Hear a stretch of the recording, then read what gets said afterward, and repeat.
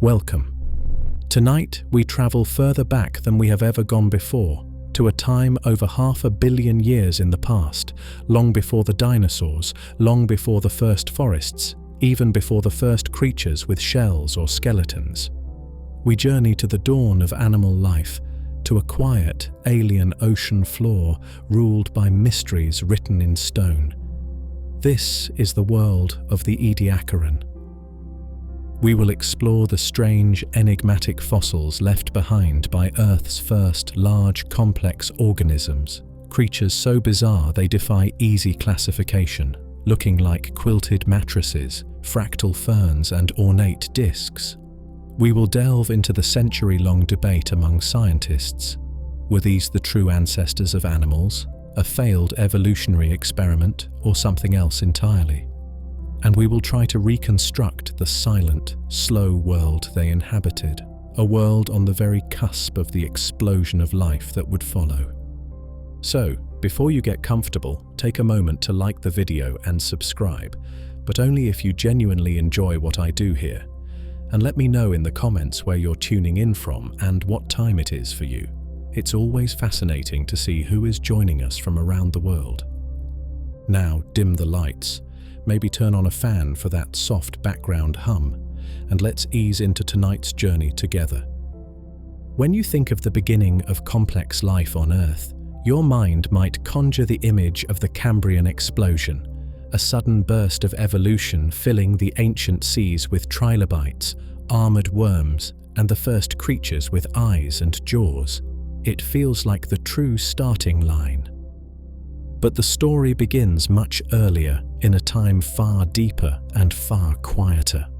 Before the Cambrian hustle and bustle, before the predators and the prey, the planet spent tens of millions of years hosting a different kind of life. A first draft, a silent garden of strange, soft-bodied forms anchored to microbial mats on the floors of shallow, primordial seas. These were the Ediacaran biota. They were the first large multicellular organisms visible to the naked eye, appearing after billions of years when life was almost entirely microscopic. But they were unlike anything that came after. They had no apparent mouths, no guts, no limbs, no complex organs. They were whispers of life, intricate patterns quilted onto the fabric of ancient seabeds. What were they? How did they live?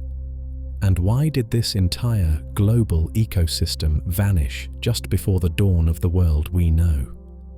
Tonight, we descend into the quiet enigma of the Ediacaran, seeking the ghosts of Earth's first and perhaps strangest attempt at building an animal kingdom. Before we can meet the strange inhabitants of the Ediacaran garden, we must first understand the world they inherited. Their stage was not just any ancient ocean floor, it was a planet emerging, blinking, from one of the most extreme and prolonged periods of cold it has ever known. To understand the dawn of animal life, we must first witness the thawing of snowball Earth. Imagine a planet unlike any you have ever conceived. Not a blue marble, teeming with oceans and continents, but a ghostly white sphere encased almost entirely in ice. This was the Cryogenian period, an era stretching from roughly 720 to 635 million years ago, a time when the Earth didn't just have ice ages, it was an ice age. For tens of millions of years, runaway glaciation gripped the globe. Ice sheets, perhaps miles thick, stretched from the poles all the way down, possibly reaching the equator itself. The oceans were covered by a vast frozen crust, perhaps broken only by small pockets of open water near volcanic vents or equatorial slush zones. The continents were buried under a silent, white desert. Life, during this long frozen slumber, did not vanish. It retreated. It clung to existence in those small, precious oases of liquid water, perhaps in the sunlit surface layers of the equatorial ice, in deep-sea hydrothermal vents where volcanic heat provided warmth, or within the very ice itself, microscopic life, bacteria, archaea, and the earliest simple eukaryotes, endured this planetary winter. What caused this deep freeze? And what broke it? The exact mechanisms are still debated by scientists, a complex dance between continental positions, atmospheric chemistry, and the Earth's own internal heat. But the most likely trigger for the end of the snowball was the one thing the ice could not stop: volcanoes. Even under a frozen sky, the Earth's internal furnace continued to churn. Volcanoes continued to erupt, punching through the ice sheets, releasing vast quantities of gases into the atmosphere. Among these gases was carbon dioxide, the planet's great thermostat. Normally, CO2 is cycled naturally between the atmosphere, the oceans, and the rocks. But on a snowball Earth, this cycle was broken. The frozen oceans could not absorb the gas. The ice-covered continents could not weather the rocks that would normally pull it from the sky. And so, for millions of years, the volcanic CO2 simply accumulated in the atmosphere, building up, unseen, above the icy crust. Slowly, inexorably, the concentration grew higher and higher until it reached a critical tipping point. The greenhouse effect, fueled by this immense atmospheric blanket of CO2, finally became strong enough to overwhelm the reflectivity of the ice. The planet began to warm. The thaw, when it came, may have been geologically rapid, perhaps unfolding over just a few thousand years. Imagine the scene. The great ice sheets begin to crack and melt. Rivers of meltwater carve channels across the frozen continents. The oceans begin to stir beneath their icy lids. It is a world being reborn, emerging from a long, white sleep. This great thawing, the end of the final, great snowball event around 635 million years ago, did more than just liberate the planet from ice. It triggered a cascade of chemical and environmental changes that would fundamentally reshape the world. The melting glaciers dumped vast quantities of ground-up rock and minerals into the oceans, providing a sudden, massive influx of nutrients. The climate stabilized into a new, warmer and more habitable state. And most critically, the stage was now set for the next great act in the story of life. The planet was warm, the oceans were nutrient-rich, and somewhere in the deep, dark water, another invisible revolution was gathering pace, a revolution that would fill the seas with the one ingredient necessary for the rise of the animal kingdom. The great thaw had come. The snowball Earth was retreating into the geological past, leaving behind a warmer planet, nutrient-rich oceans, and vast, newly opened coastlines. But this dramatic shift in climate was accompanied by another, equally profound and far less visible transformation. The world was beginning to breathe. Oxygen. It is the invisible fuel that powers almost all complex life on our planet today. It is the fire that drives our metabolism, the gas that allows our muscles to move, our nerves to fire, and our brains to think. Without it, the entire animal kingdom, including ourselves, could not exist. And yet, for the first 3 billion years of Earth's history, oxygen was a vanishingly rare commodity. The early atmosphere was a thick, hazy soup of methane, ammonia, carbon dioxide, and nitrogen, utterly toxic to life as we know it. The oceans were equally starved of this vital gas, their depths often filled with dissolved iron, a world painted in shades of green and rust. The story of oxygen's rise is the story of life itself, specifically the story of microscopic life. Billions of years ago, a revolutionary kind of bacteria evolved a trick that would change the world forever. These were the cyanobacteria. They learned how to perform photosynthesis, how to capture the energy of sunlight and use it to split water molecules. And in doing so, they released a waste product, a corrosive, reactive, and, to the life of that time, profoundly poisonous gas: oxygen. This was the Great Oxidation Event, beginning some 2.5 billion years ago. It was not a sudden flood, but a slow geological seep. For 1 billion years, most of this newly produced oxygen did not even reach the atmosphere. It was immediately consumed by the vast amounts of dissolved iron in the oceans, reacting to form immense banded iron formations on the seafloor, the source of most of the iron ore we mine today. The planet was literally rusting. Only after this immense planetary-scale chemical reaction was complete could oxygen finally begin to accumulate, first in the surface waters of the ocean, and then, slowly, tentatively, in the atmosphere above. But even then, for another 1 billion years, that long quiet period, sometimes called the boring billion, oxygen levels remained stubbornly low, perhaps only a tiny fraction of what they are today. Complex life, the kind that requires a high-energy, oxygen-fueled metabolism, simply could not gain a foothold. What changed? Why, after the great snowball thawed, did oxygen levels finally begin their dramatic second rise towards the levels needed to support animals? The exact reasons are still a subject of intense scientific research, a complex puzzle involving geology, chemistry, and biology. But the thawing of the snowball likely played a crucial role. The massive influx of nutrients, especially phosphorus, from the melting glaciers would have fueled enormous blooms of photosynthetic algae in the surface oceans. More photosynthesis meant more oxygen production. At the same time, the changing ocean chemistry and the burial of vast amounts of organic carbon, the remains of all that blooming life, meant that less of this new oxygen was being consumed by decay. The planet's oxygen budget finally tipped into the positive. Slowly, steadily, oxygen began to saturate the oceans, penetrating deeper and deeper into the water column, reaching the dark, quiet seafloor for the first time in Earth's history. And it began to accumulate in the atmosphere above, reaching levels that, while perhaps still lower than today's, were finally high enough to cross a critical threshold. The world was finally ready. The stage was set. The oceans were warm, nutrient-rich, and for the first time, oxygenated. The long, silent reign of the microbes was about to face its first true challenge, an entirely new kind of life.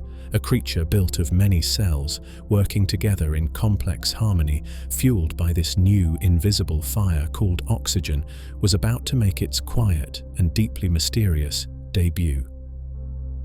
Before we meet the strange newcomers, the Ediacarans, we must first pay our respects to the true ancient rulers of our planet.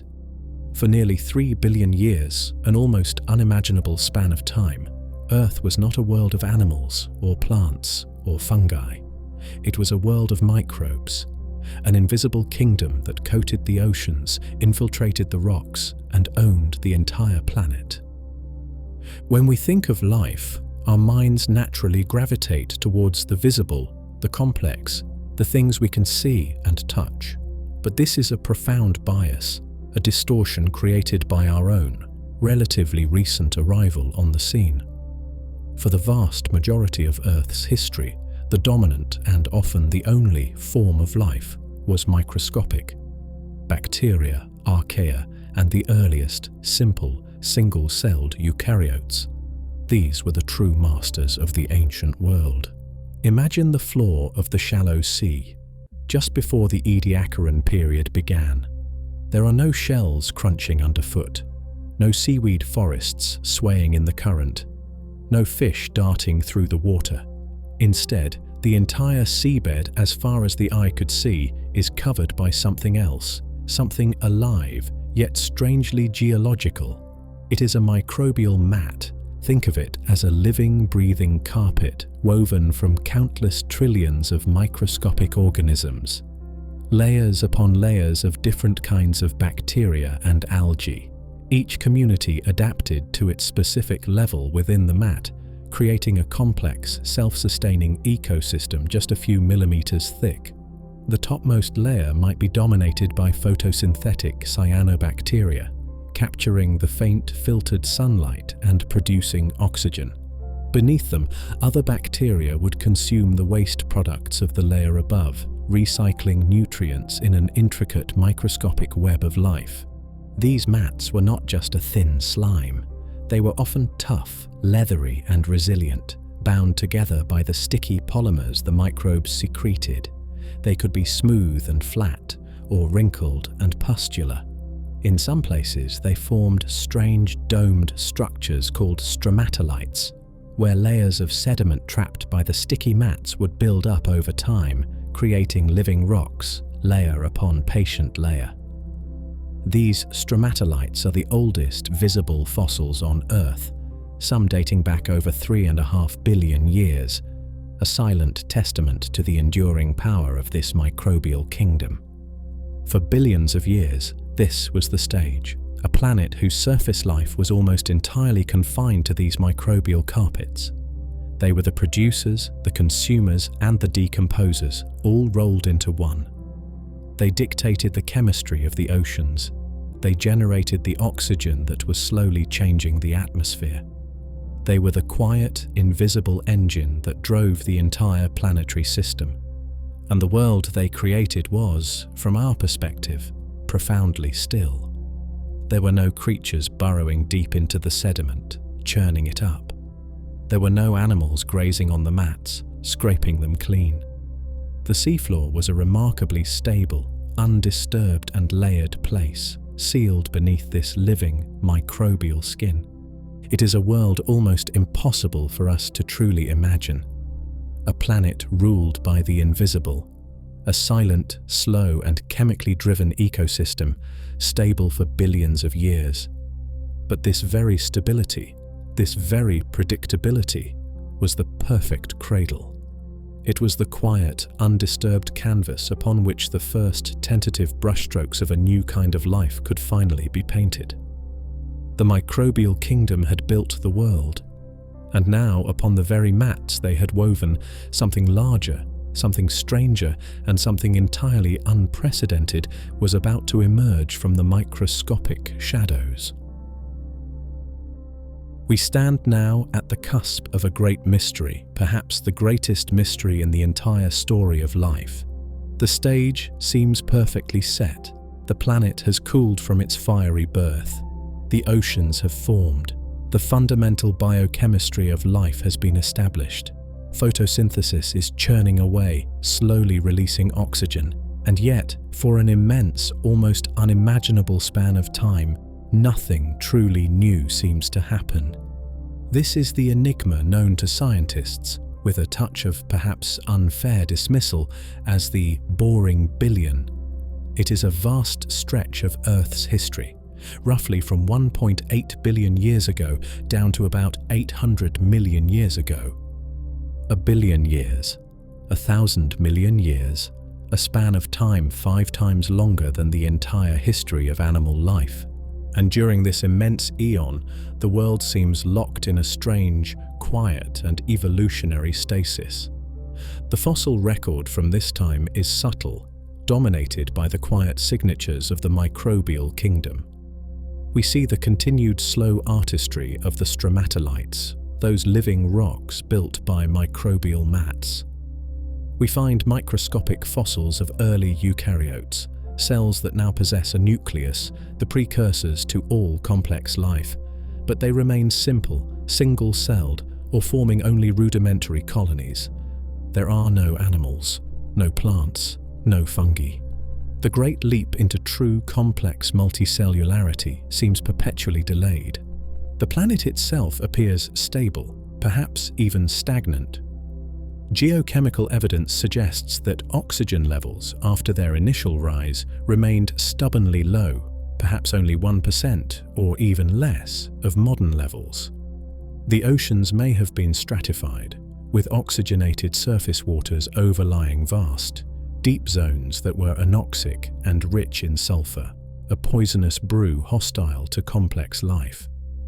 The continents drifted slowly, but perhaps without the dramatic collisions and mountain-building events that characterized other eras. It is a billion years of apparent quiet, A billion years where the microscopic rulers of the planet held their silent, unyielding reign. Why? Why the long delay? If life had all the basic ingredients, why did it wait a billion years to take the next great step? This is a question that haunts the deepest corners of evolutionary biology, and the answers are likely complex, a tapestry woven from many different threads. Perhaps the most straightforward explanation lies, once again, in oxygen. Was the atmospheric and oceanic concentration of this vital gas simply too low? Building a complex multicellular animal with specialized tissues and organs requires an enormous amount of energy. It requires a powerful oxygen-fueled metabolism. Perhaps the world simply did not have enough of this fuel in the tank to power the evolutionary leap. Life was stuck in first gear, waiting for the planet to provide a richer mixture. Or perhaps the limitation was not in the fuel, but in the building blocks. Were essential nutrients, the trace elements necessary for complex enzymes and biological structures, minerals like phosphorus, molybdenum, copper, simply too scarce in the oceans? Were they locked away in the rocks or trapped in the deep anoxic waters, unavailable to the life struggling in the sunlit shallows? Perhaps life wanted to build bigger, but it simply lacked the necessary raw materials. Another possibility lies within life itself. Perhaps the genetic toolkit was simply not ready.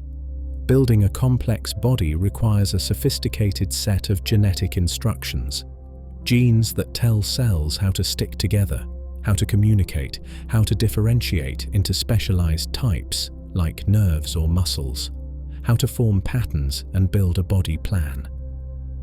Perhaps these crucial genetic innovations simply hadn't occurred yet, or were still being slowly, painstakingly assembled in the quiet microscopic world.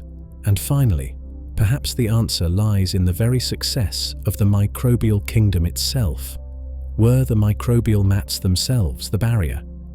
These tough, leathery, and biologically dominant carpets coated the seafloor, creating a stable, predictable, but perhaps fiercely competitive environment. Perhaps they created a world where it was simply too difficult for any new, larger form to gain a foothold, like a perfectly kept lawn where no wildflower has a chance to sprout. Perhaps the world was not boring, but simply full, occupied by an incumbent microbial dynasty that resisted all change. We may never know the precise combination of factors that held back the dawn of complex life for so long. But what we do know is that this long, quiet stasis eventually did end. Around 800 million years ago, the gears of the planet began to turn again. The continents began to break apart and reassemble. The climate began to destabilize, plunging the world into the great snowball ice ages. And in the aftermath of that immense global trauma, something new was finally, truly stirring. The billion-year quiet was about to break, not yet with a bang, but with the first faint and deeply enigmatic whispers of a new kind of life. The great snowball Earth had thawed. The oceans were breathing oxygen. The billion-year quiet was finally lifting. The stage was meticulously set for the arrival of complex life. And yet the first act of this new play did not begin with the famous characters of the Ediacaran garden. It began earlier in the deep, dark ocean twilight, with a cast of even more enigmatic and perhaps even older forms. Before we meet the iconic quilted discs and fronds of the Ediakra hills, we must travel to a different corner of the ancient world and a slightly deeper slice of time. We must journey to the rocks of what is now Newfoundland, off the eastern coast of Canada.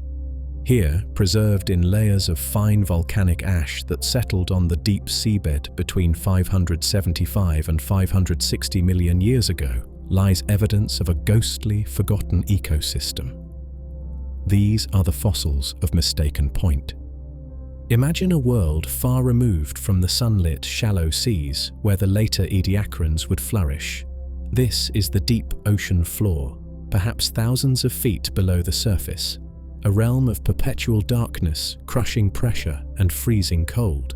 Sunlight never reaches here. Photosynthesis is impossible.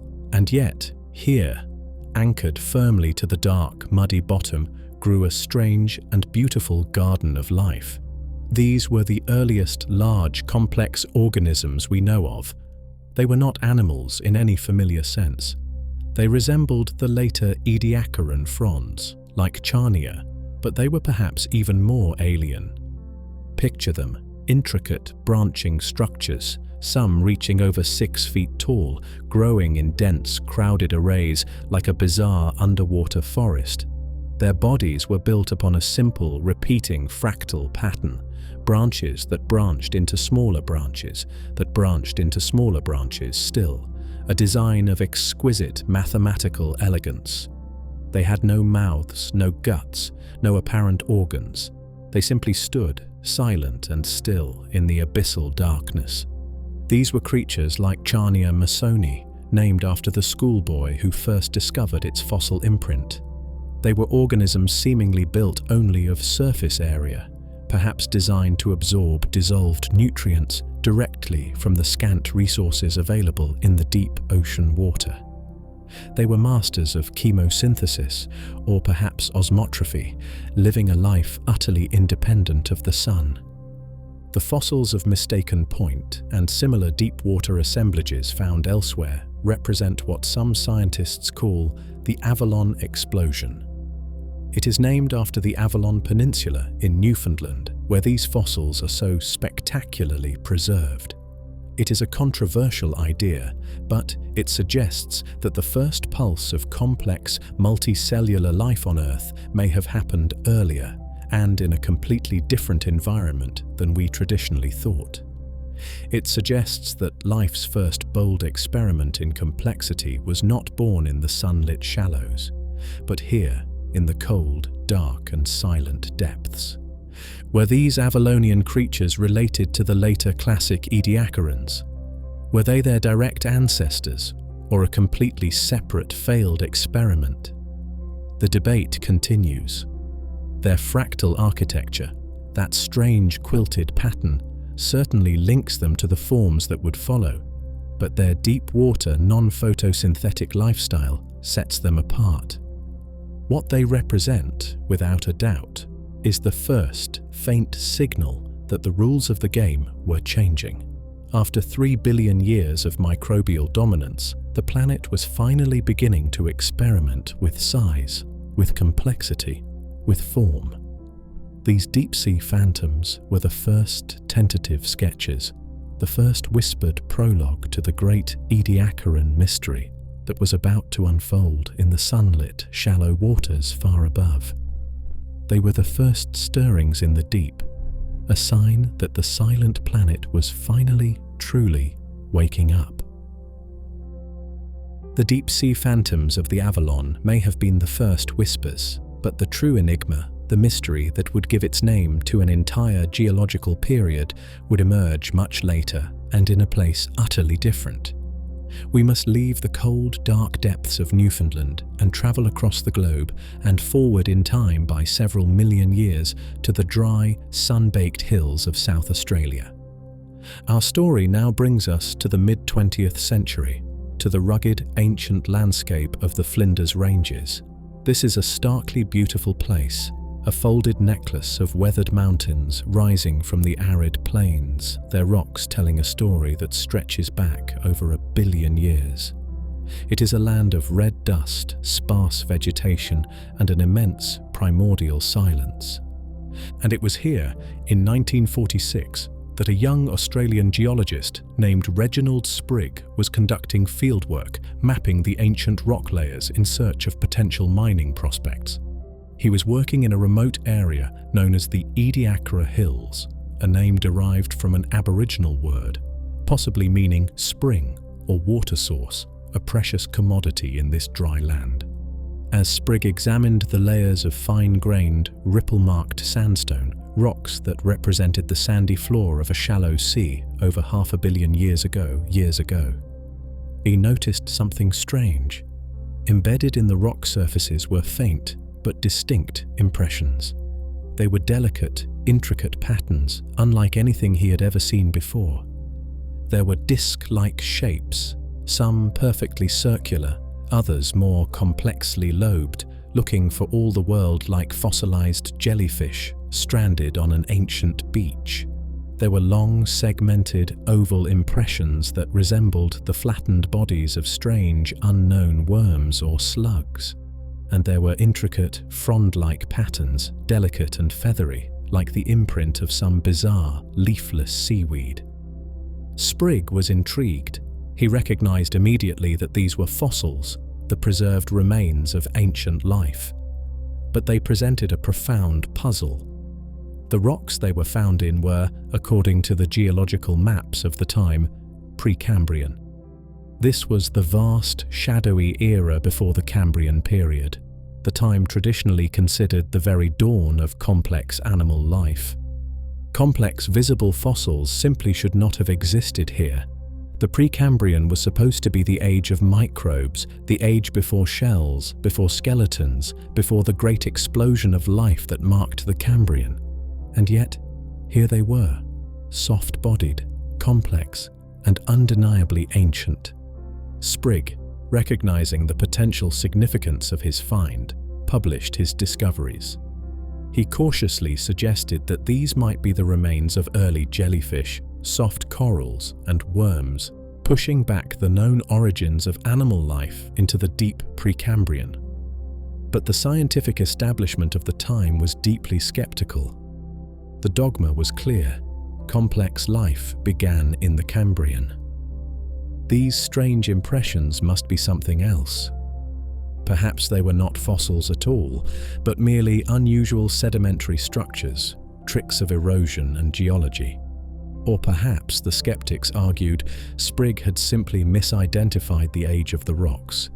These must surely be Cambrian fossils, misplaced in time. For years, Sprigg's remarkable discovery languished in a kind of scientific limbo.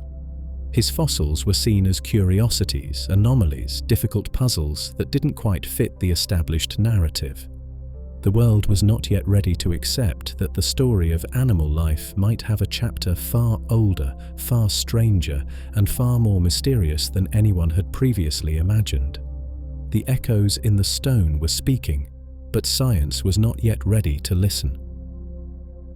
Reg Sprigg had stumbled upon a biological treasure trove, a window into a world that science had not yet conceived. But his discovery, those delicate, ghostly impressions in the ancient Australian sandstone, faced an immediate and powerful obstacle: the tyranny of expectation. The scientific world of the mid-20th century knew, with absolute certainty, when complex animal life had begun. It began with the Cambrian explosion. The Cambrian period, starting around 541 million years ago, was the established, well-documented, and universally accepted year zero for the animal kingdom. Its rocks, found all over the world, burst spectacularly with the first hard parts, the intricate shells of trilobites, the spines of armored worms, the conical shells of early mollusks. It was a sudden, dramatic flourishing in the fossil record, an event so profound it seemed like the very moment life decided to get interesting. The Precambrian, the vast, shadowy eon that stretched for billions of years before the Cambrian, was, by contrast, seen as the age of the invisible. It was the age of slime, of microbial mats, of single-celled simplicity. The idea that large, complex, soft-bodied organisms could have existed, thrived, and left their mark millions of years before the Cambrian seemed, to many scientists of the time, not just unlikely, but biologically preposterous. And so, Sprigg's fossils, and similar strange impressions that had been noted but largely dismissed by geologists in other parts of the world even earlier, were subjected to a powerful intellectual filter. They had to be explained away. The first and most common explanation was simple skepticism about their biological origin. Perhaps these intricate patterns were not fossils at all. Perhaps they were pseudo-fossils, mere tricks of geology. Maybe the disc shapes were gas bubbles trapped in the ancient mud. Perhaps the segmented forms were shrinkage cracks formed as the sediment dried. Maybe the frond-like patterns were just unusual mineral growths, dendritic patterns mimicking life. The history of paleontology is littered with such false alarms, and it was easy to dismiss these strange, soft impressions as yet another example. But even for those who accepted that these were biological, that they represented real, once-living creatures, the weight of the Cambrian dogma was immense. The simpler explanation, the one that required less of a paradigm shift, was that Sprigg had simply gotten the age of his rocks wrong. Perhaps these were not pre-Cambrian fossils at all. Perhaps the Ediakra Hills sequence was, in fact, early Cambrian. Perhaps these were just unusual soft-bodied members of the Cambrian fauna, creatures that had somehow managed to leave their delicate imprint before the age of shells truly began.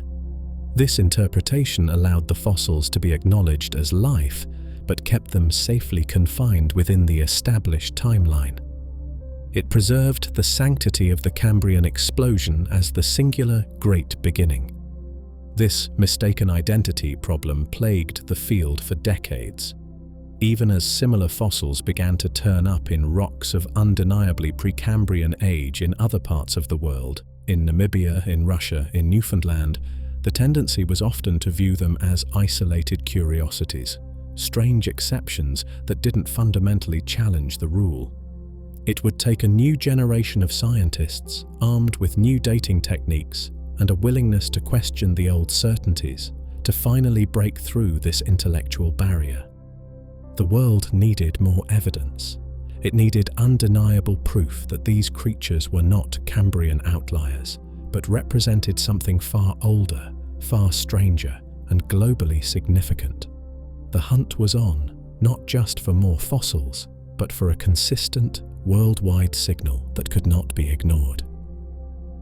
The strange, ghostly impressions found by Reg Sprigg in the dusty Ediakra Hills of Australia were intriguing, unsettling, but for a time they remained an isolated enigma. They were a question mark hanging over the very end of the Precambrian, a puzzle that could perhaps be dismissed as a local anomaly, a strange quirk of preservation in one particular corner of the ancient world. But the Earth does not keep its secrets in just one place. As the latter half of the 20th century unfolded, the eyes of geology turned with increasing focus towards the deep Precambrian rocks on other continents. And slowly, patiently, the planet began to reveal that Sprigg's discovery was not an outlier at all. It was the first glimpse of a lost global ecosystem. The whispers began to echo from halfway around the world, from the windswept coasts of Newfoundland, Canada. Here, in rocks significantly older than those in Ediakra, on surfaces exposed by the relentless Atlantic tides, paleontologists found dense assemblages of those strange frond-like fossils. This was Mistaken Point, the deep-water Avalonian fauna we touched upon earlier. While slightly different, and perhaps representing an earlier pulse of life, the fundamental similarity was undeniable. Complex, frond-like organisms, large enough to be seen with the naked eye, had existed long before the Cambrian. Then the echoes travelled to the vast, ancient craton of Eastern Europe. Along the shores of the White Sea in northern Russia, in cliffs of fine-grained sandstone laid down in what was once a shallow marine basin, another spectacular Ediacaran assemblage emerged. Here, preserved with breathtaking clarity, were forms remarkably similar to those found in Australia. The same segmented, quilt-like Dickinsonia, the same disc-shaped Cyclomedusa, and other stranger forms unique to this region. The Russian fossils confirmed that this was not just an Australian story, it was a pattern repeating itself across the globe. The trail led south to the stark, arid landscapes of Namibia in southwestern Africa. Here, in rocks of a similar age, another piece of the puzzle fell into place. Fossils resembling the Australian and Russian forms were found, but alongside them were new, different kinds of creatures. These included the first evidence of organisms building hard parts, the tiny tubular shells of Cloudina and the goblet-shaped skeletons of Namacalathus. These Namibian finds added a new layer of complexity, hinting at the changes that were beginning to stir at the very end of this long, quiet era. Discoveries continued. England yielded its own enigmatic frond, Charnia, found not by a geologist, but by a curious schoolboy. Ukraine revealed impressions in ancient mudstones. Reports surfaced from South America, from China, from Siberia. Everywhere that scientists looked, in rocks of precisely the right age, that final crucial window of time between the end of the last great snowball glaciation and the beginning of the Cambrian, the same strange signatures were appearing. The details might vary slightly from place to place, reflecting different environments, deep sea versus shallow sea, or perhaps different stages in the Ediacaran timeline. But the fundamental message was the same. This was not a local phenomenon, it was global, for a period spanning perhaps 90 million years, from roughly 635 million years ago down to the Cambrian boundary at 541 million years ago. The Earth's oceans had been home to a distinct, unique, and globally distributed biota of large, complex, soft-bodied organisms. Reg Spriggs' initial intuition had been right. These were not Cambrian stragglers.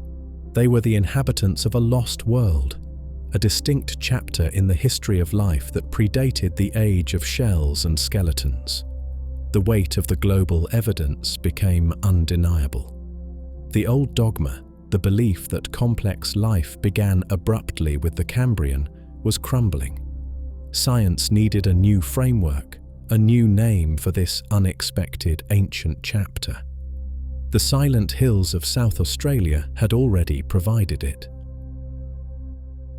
The evidence was now global, from the frigid shores of Newfoundland to the arid hills of Australia, from the White Sea coast of Russia to the deserts of Namibia. The rocks were speaking with a single, unified voice. The final chapter of the pre-Cambrian was not an age of mere slime. It was an age of strange, complex, and macroscopic life. The old timeline, the neat division between an invisible pre-Cambrian and a visible Cambrian, was irrevocably broken. The book of Earth's history was missing a chapter, and the time had come to write it in. But adding a new period to the official geologic timescale is not a simple act. It is a slow, meticulous, and deeply conservative process, undertaken by the international community of geologists and paleontologists. It requires rigorous debate, irrefutable evidence, and a global consensus. The timescale is the very backbone of our understanding of Earth's history, and changing it is a decision of profound significance. For decades, even as the global evidence for this lost world mounted, the question lingered. How should we define this new chapter? What were its precise boundaries, and what should it be called? The name itself came naturally. The Ediakra Hills in South Australia, the site of Reg Spriggs' pioneering, though initially doubted, discoveries, became the namesake. The term Ediacaran fauna, or Ediacaran biota, was already widely used informally to describe these strange fossils. It seemed only right that the period itself should bear the name of the place where its existence was first truly championed. But a name is not enough. A geological period needs a definition. It needs a beginning and an end, marked by clear, globally recognizable signals in the rock layers. Defining the end of the Ediacaran was relatively straightforward. Its upper boundary would be the base of the Cambrian period, that well-established line traditionally marked by the first appearance of complex trace fossils, the burrows and tracks left by the new, mobile, bilaterian animals that characterized the Cambrian explosion. That boundary was already well defined, sitting at roughly 541 million years ago. The real challenge was defining the beginning. When did this new age of visible, complex life truly dawn? The fossils themselves appeared gradually in the record, making it difficult to pinpoint a single dramatic starting line. The solution came not from a fossil, but from a dramatic global climatic event. Scientists decided to place the lower boundary of the new period at the very end of the last great pre-Cambrian glaciation, the Marinoan glaciation, the final pulse of snowball Earth. This boundary is marked in rocks all over the world by a distinctive layer known as a cap carbonate. These are thick layers of limestone or dolomite that were rapidly deposited in the oceans during the period of intense greenhouse warming and chemical upheaval that followed the Great Thaw. This cap carbonate layer, found globally and dated reliably to around 635 million years ago, became the official starting gun. It represented the moment the planet emerged from its deep freeze, the moment the stage was finally, truly set for the Ediacaran experiment to begin. And so, after decades of debate and the slow accumulation of evidence from every corner of the globe, the decision was made. In 2004, the International Union of Geological Sciences formally ratified the Ediacaran Period. It was the first new geological period to be added to the timescale in over 120 years. It officially spans the time from 635 million years ago to 541 million years ago, a duration of roughly 94 million years. A vast, significant, and now officially recognized chapter in the story of life. The ghosts in the stone had finally been given their own room in the great museum of Earth's history. The Ediacaran world was no longer a footnote, no longer a problematic anomaly. It was real, it was global, and now scientists could finally turn their full attention to the central, enduring mystery. What were these strange creatures, preserved so perfectly and so enigmatically in the fine-grained sediments of this newly christened age?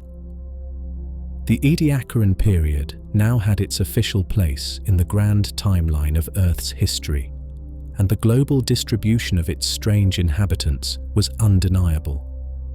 But this very fact presented scientists with another profound and persistent puzzle. How?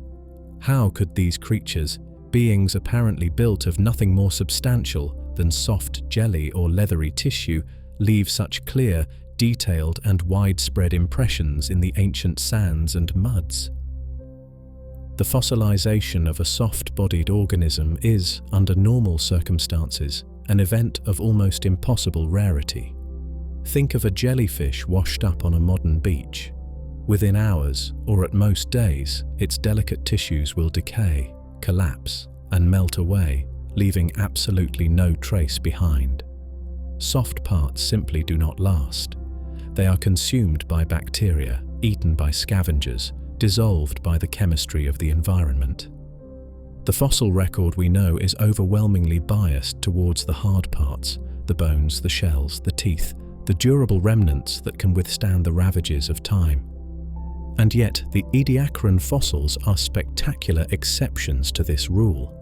They are not vague, ambiguous blobs. They are often preserved with breathtaking clarity.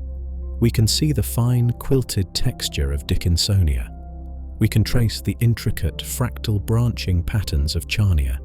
We can make out the delicate lobes and concentric rings of Cyclomedusa. These were creatures with no shells, no bones, no hard parts whatsoever. How did their fleeting forms get imprinted onto stone with such fidelity? The answer, it seems, lies not just in the creatures themselves, but in the unique world they inhabited. The secret ingredient was the very foundation of their ecosystem, the microbial mats. Remember those tough, leathery carpets of bacteria and algae that coated the Ediacaran seafloor? These mats were more than just a passive backdrop. They were active participants in the process of fossilization. They became, in effect, nature's own perfect casting medium. Imagine the scene. A Dickinsonia, perhaps injured or simply reaching the end of its natural life, settles onto the surface of one of these thick, cohesive microbial mats. its soft body begins to decay. But in the low oxygen conditions likely prevalent just beneath the mat's surface, this decay is slow. Now, something remarkable happens. As the creature lies upon the mat, a sudden event occurs. Perhaps a storm disturbs the shallow water, or a river dumps a pulse of fine sediment into the sea. A thin layer of sand or silt gently rains down, covering both the dead organism and the surrounding microbial mat. The mat now plays its crucial role. Instead of allowing the sand grains to simply press through the decaying soft tissues, the tough, rubbery mat acts as a barrier. It holds the sediment above the dead creature, creating a small, protected space around it. And within this space, another process begins.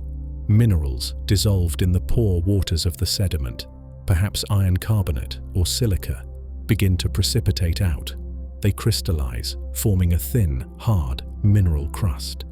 And this crust forms directly on top of the microbial mat, perfectly molding itself to the shape of the dead organism lying beneath it. It is like creating a plaster cast. The microbial mat acts as the mold release, and the minerals form the cast itself. Over time, the soft body of the Ediacaran creature decays away completely, leaving nothing behind.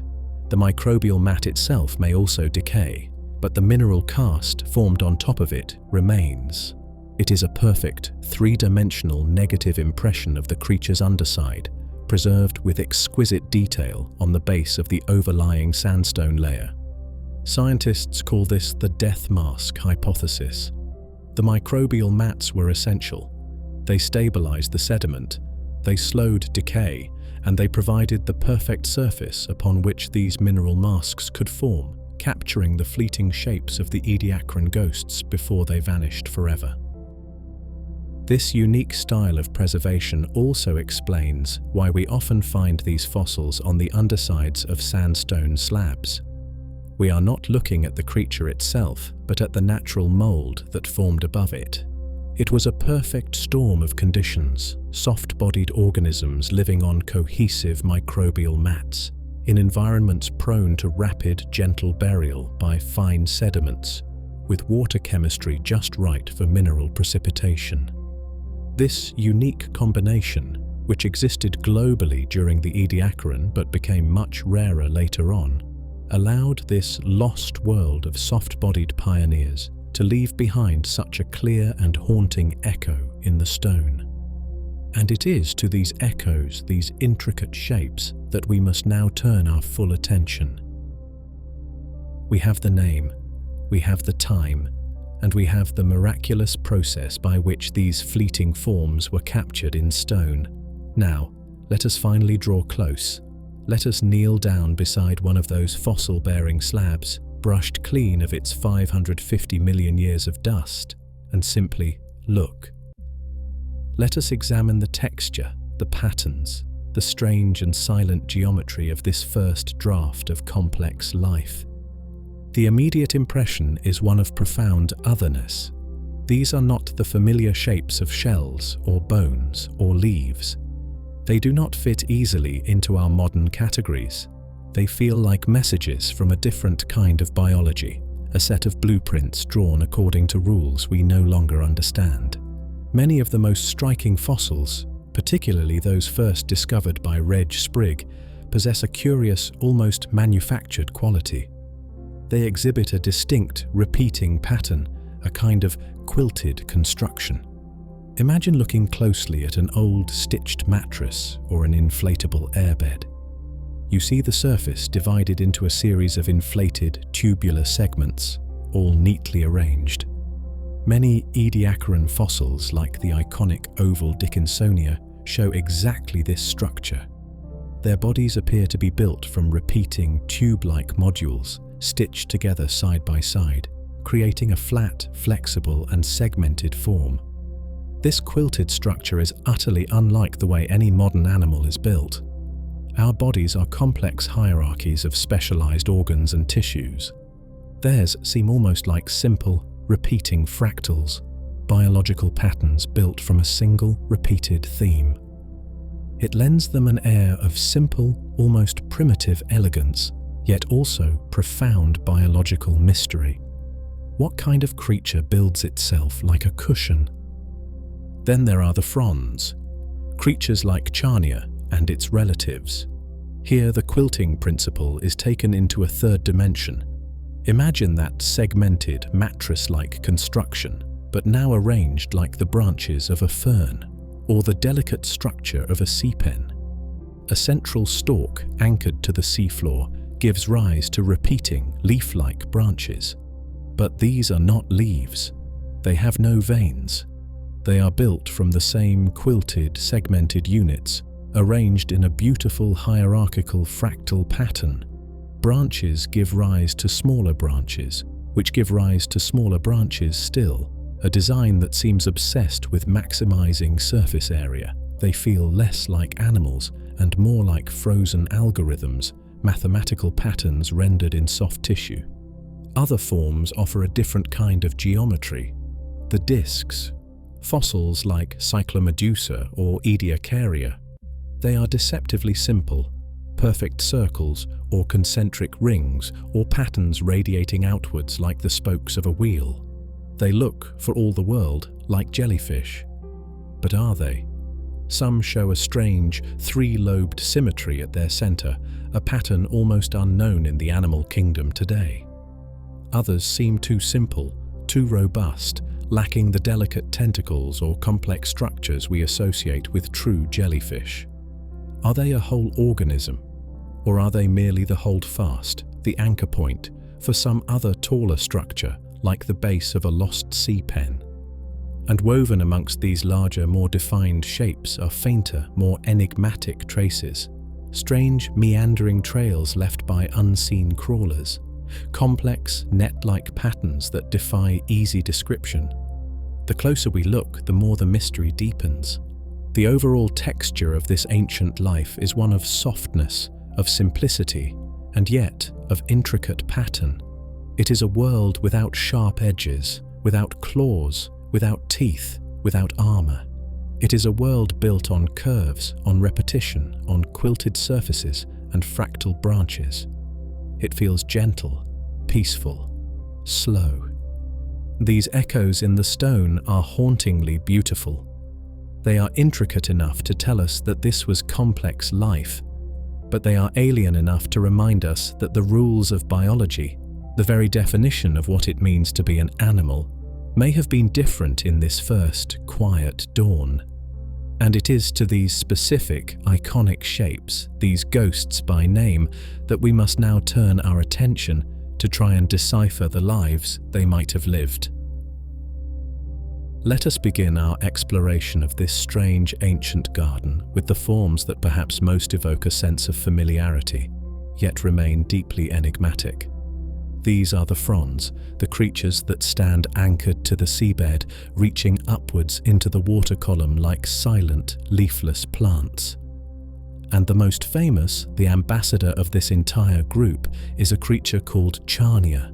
Imagine it, standing sentinel on the dim, microbial, mat-covered floor of the Ediacaran Sea. It is anchored by a small, disc-like holdfast pressed firmly into the sediment. From this anchor rises a central stalk, and branching off this stalk, in a beautifully symmetrical alternating pattern, are leaf-like fronds. But these are not the leaves of a plant. They bear no veins for transporting fluids. Instead, each frond is built from that strange signature Ediacaran architecture, the quilted, segmented, repeating units. It looks like a bizarre biological fern, meticulously stitched together from tiny, inflated pillows. Charnia could grow to impressive sizes, some specimens reaching over 3 feet or even close to 6 feet in length. They stood tall and proud in the gentle currents, their intricate fractal structure creating an enormous surface area relative to their volume. They were passive, sessile creatures, rooted to one spot for their entire lives, silent participants in the slow rhythm of the Ediacaran Ocean. But how did they live? This is the central mystery surrounding these beautiful plant-like forms. They look like plants, like seaweeds reaching for the sun.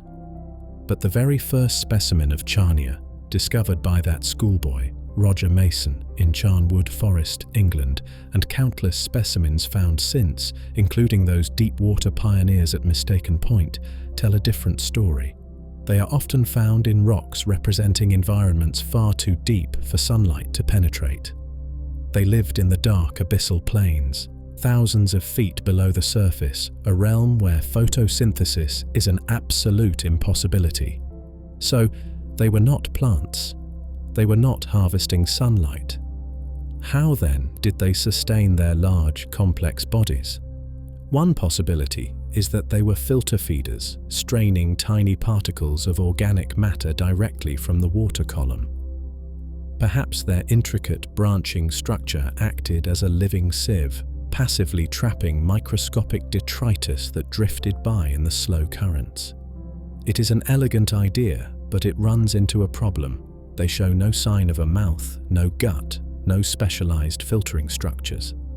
If they were feeding this way, they were doing so in a manner utterly unlike any modern filter feeder we know. A more compelling and perhaps stranger possibility is that they fed through osmotrophy. This is the process of absorbing dissolved organic molecules directly from the surrounding water straight through their body walls. Imagine the entire surface of the Charnia frond acting as a single giant mouth and stomach. That immense, quilted surface area would have been perfect for this strategy, maximizing contact with the water and allowing it to soak up the scarce dissolved nutrients like a living sponge. In this view, they were not filtering particles. They were drinking the very essence of the ocean itself. This fits well with their simple, organless structure and their ability to thrive even in the nutrient-poor darkness of the deep sea. Whatever their method, their lifestyle was one of profound passivity. They were biological sculptures, living patterns anchored in the ancient mud, silently absorbing the faint chemical whispers of their environment. They represent a fundamentally different way of being large and complex, a strategy perhaps unique to this early, quiet chapter in Earth's history. They built their intricate bodies not for movement, not for hunting, but simply for being, for maximizing their connection to the water that surrounded them. And their presence in the deep, dark ocean raises a profound question about the very origins of complex life itself. The discovery of Charnia and its relatives in rocks representing the deep ocean floor was more than just a clue about their feeding strategy. It was a revelation that challenged the very assumptions about where complex life might have first gained a foothold on our planet. For a very long time, the prevailing scientific narrative held that the cradle of complex life was in the sunlit shallows, in the warm, bright coastal waters where photosynthesis could fuel a vibrant ecosystem. The deep sea, by contrast, was seen as a desolate, energy-poor wasteland, the last place one would expect to find the first large multicellular organisms. Mistaken Point, Newfoundland, tells a different story. Here, preserved on vast bedding plains that were once the muddy floor of an ocean perhaps thousands of feet deep, we find not just a few scattered fronds, but an entire intact community. Dense, crowded forests of Charnia and its kin stand shoulder to shoulder, frozen in time by the gentle rain of volcanic ash. It is a snapshot of an ecosystem thriving in utter darkness. This discovery forces us to ask a profound question. Did complex life begin not in the light, but in the dark? The deep sea offers a certain kind of stability. It is buffered from the harsh temperature swings and storms that affect the surface world. It is a realm of slow currents, constant cold, and profound quiet. Perhaps this very stability provided the calm, predictable environment necessary for life to take its first, tentative steps towards multicellularity. Furthermore, the deep sea may have offered refuge from one of the greatest threats to early life: ultraviolet radiation. Before the ozone layer was fully formed, the surface of the Earth, including the shallow seas, would have been bombarded by intense UV radiation from the sun, a relentless assault that can damage DNA and hinder the development of complex life. The deep ocean, shielded by the immense weight of the water column above, would have been a safe haven, a dark sanctuary where the delicate experiments of early evolution could unfold undisturbed. And what would fuel such a deep-sea ecosystem? Without sunlight, the energy must come from elsewhere. Perhaps these early Ediacarans relied on chemosynthesis, drawing energy not from light, but from chemical reactions, perhaps fueled by methane seeps or hydrothermal vents releasing minerals from the Earth's crust. Or perhaps, as the osmotrophy hypothesis suggests, they were simply incredibly efficient at absorbing the faint rain of dissolved organic carbon drifting down from the sunlit waters far, far above. The existence of this deep water fauna, the Avalon assemblage, suggests that the story of the Ediacaran may be more complex than we thought. Perhaps it was not a single monolithic event, but a series of distinct evolutionary pulses occurring in different environments and giving rise to different kinds of creatures. Perhaps the deep-sea fronds represent an earlier, independent origin of multicellularity, a first draft that predates the more diverse, shallow water communities found later in Australia and Russia. Or perhaps Charnia and its kind were simply more adaptable than we give them credit for, capable of thriving both in the sunlit shallows and in the crushing darkness of the abyss.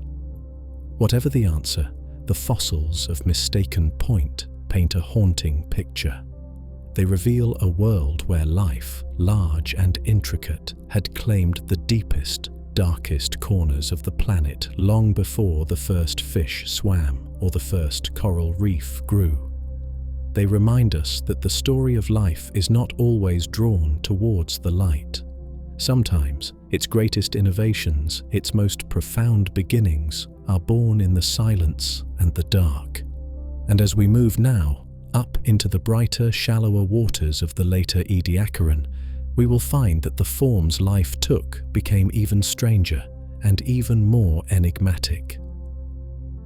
As we move from the deep, dark Avalonian gardens into the shallower, perhaps sun-dappled waters of the later Ediacaran period, the cast of characters begins to change. While the frond-like forms persist, they are now joined by a new and deceptively simple geometry.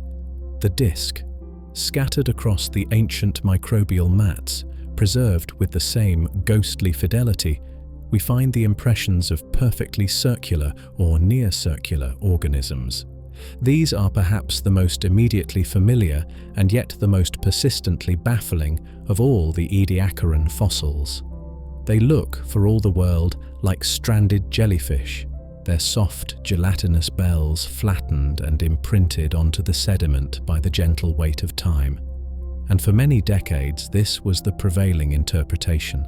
Scientists named them accordingly, giving them names like Cyclomedusa, circular jellyfish, or Medusinites, jellyfish stone, confident that they were seeing the very first members of the Cnidarian lineage, the group that includes modern jellyfish, corals, and sea anemones.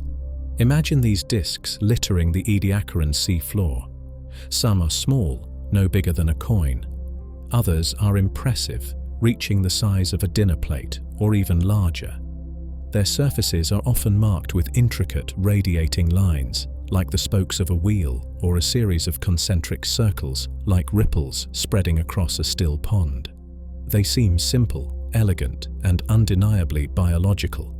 But the closer scientists looked, the more the simple jellyfish hypothesis began to fray.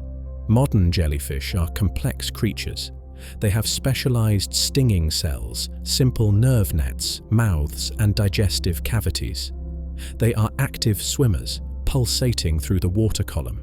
The Ediacaran discs, by contrast, seem almost impossibly simple. They show no evidence of tentacles, no mouth, no internal structures whatsoever. They appear to be little more than inert, patterned discs, lying passively upon the seabed. Furthermore, many of these discs are preserved in ways that seem inconsistent with the delicate, almost ephemeral nature of a jellyfish bell. They often appear robust, their impressions deep and well-defined, suggesting a creature with a firmer, perhaps even slightly tough or leathery texture. And then there is the symmetry.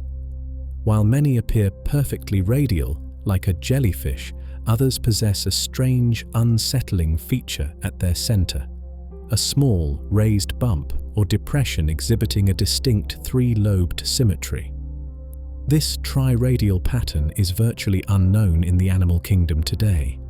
It is a biological signature that belongs to no familiar group, hinting that these discs might be something far stranger than a simple, primitive jellyfish. So if they were not jellyfish, what were they? One compelling alternative theory suggests that many of these discs were not whole organisms at all. Perhaps they were merely the holdfasts, the biological anchors, for other, taller Ediacaran creatures that have not been preserved. We know that the frond-like charnia was anchored by a small, disc-shaped base. Could some of these larger, more ornate discs have served the same purpose for even larger, more complex fronds? Or perhaps for other, entirely unknown Ediacaran forms whose delicate upper bodies have simply vanished from the fossil record? In this view, the discs are not the entire story, but merely the footprint left behind by a lost giant. Another possibility links them back to the microbial mats themselves. Could some of these discs represent unusually large, uniquely structured bacterial or algal colonies, elaborate growths formed by the very microbial kingdom that dominated the planet? The mystery of the discs remains one of the most persistent puzzles of the Ediacaran. Were they the first jellyfish, stripped down to their barest essence? Were they the anchors for unseen giants? Were they elaborate microbial structures? Or were they perhaps something else entirely, a form of life operating under biological rules we have not yet deciphered? These simple, silent circles staring up at us from the ancient stone are a perfect symbol of the Ediacaran enigma itself, a shape that feels tantalizingly familiar yet remains stubbornly, profoundly alien. And they were not the strangest shapes to grace this ancient garden. Among the diverse and bewildering shapes preserved in the Ediacaran garden, one stands out as perhaps the most iconic, the most studied, and the most fiercely debated. It is a creature that looks less like an animal and more like a discarded piece of bedding, a soft patterned mat left behind on the ancient seafloor. This is Dickinsonia. Imagine it lying flat upon the microbial carpet. It is distinctly oval, almost leaf-shaped, but bilaterally symmetrical, with a clear head end and a tail end. Its surface is its most striking feature. It is divided into dozens, sometimes hundreds, of parallel, raised segments or ribs that run outwards from a central midline or groove. These segments are not rigid. They seem inflated, tube-like, giving the entire creature the unmistakable appearance of a quilted mattress, an airbed, or perhaps the underside of a mushroom cap. Dickinsonia came in a remarkable range of sizes. Some specimens are tiny, barely an inch long. Others are true giants of their time, reaching lengths of up to 4 or even 5 feet, nearly 1.5 meters. These larger individuals represent some of the biggest mobile organisms the planet had yet produced. But was it mobile? For a long time, this was a central question. Did Dickinsonia simply lie passively on the seabed, absorbing nutrients like its frond-like cousins? Or could it move? The answer came once again from the exquisite preservation of the fossils, particularly those found along the White Sea coast of Russia.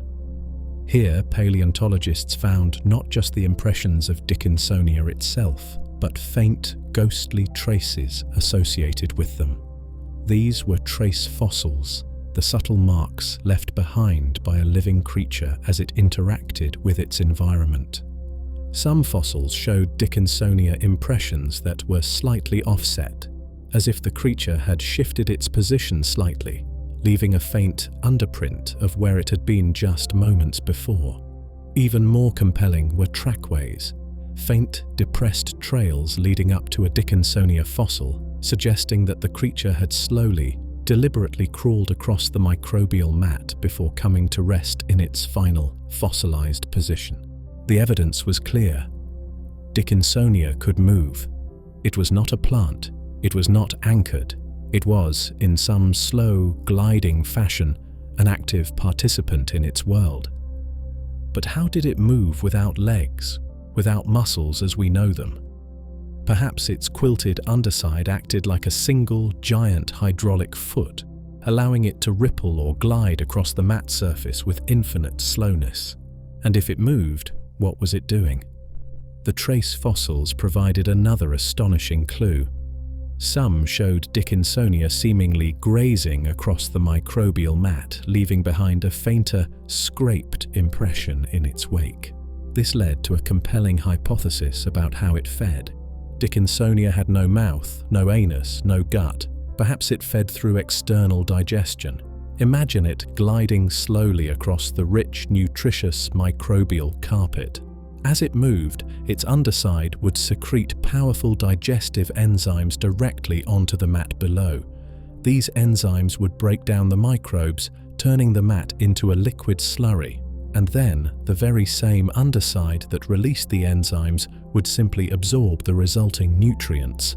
It was eating the mat, not by chewing it, but by dissolving it in place and soaking up the proceeds.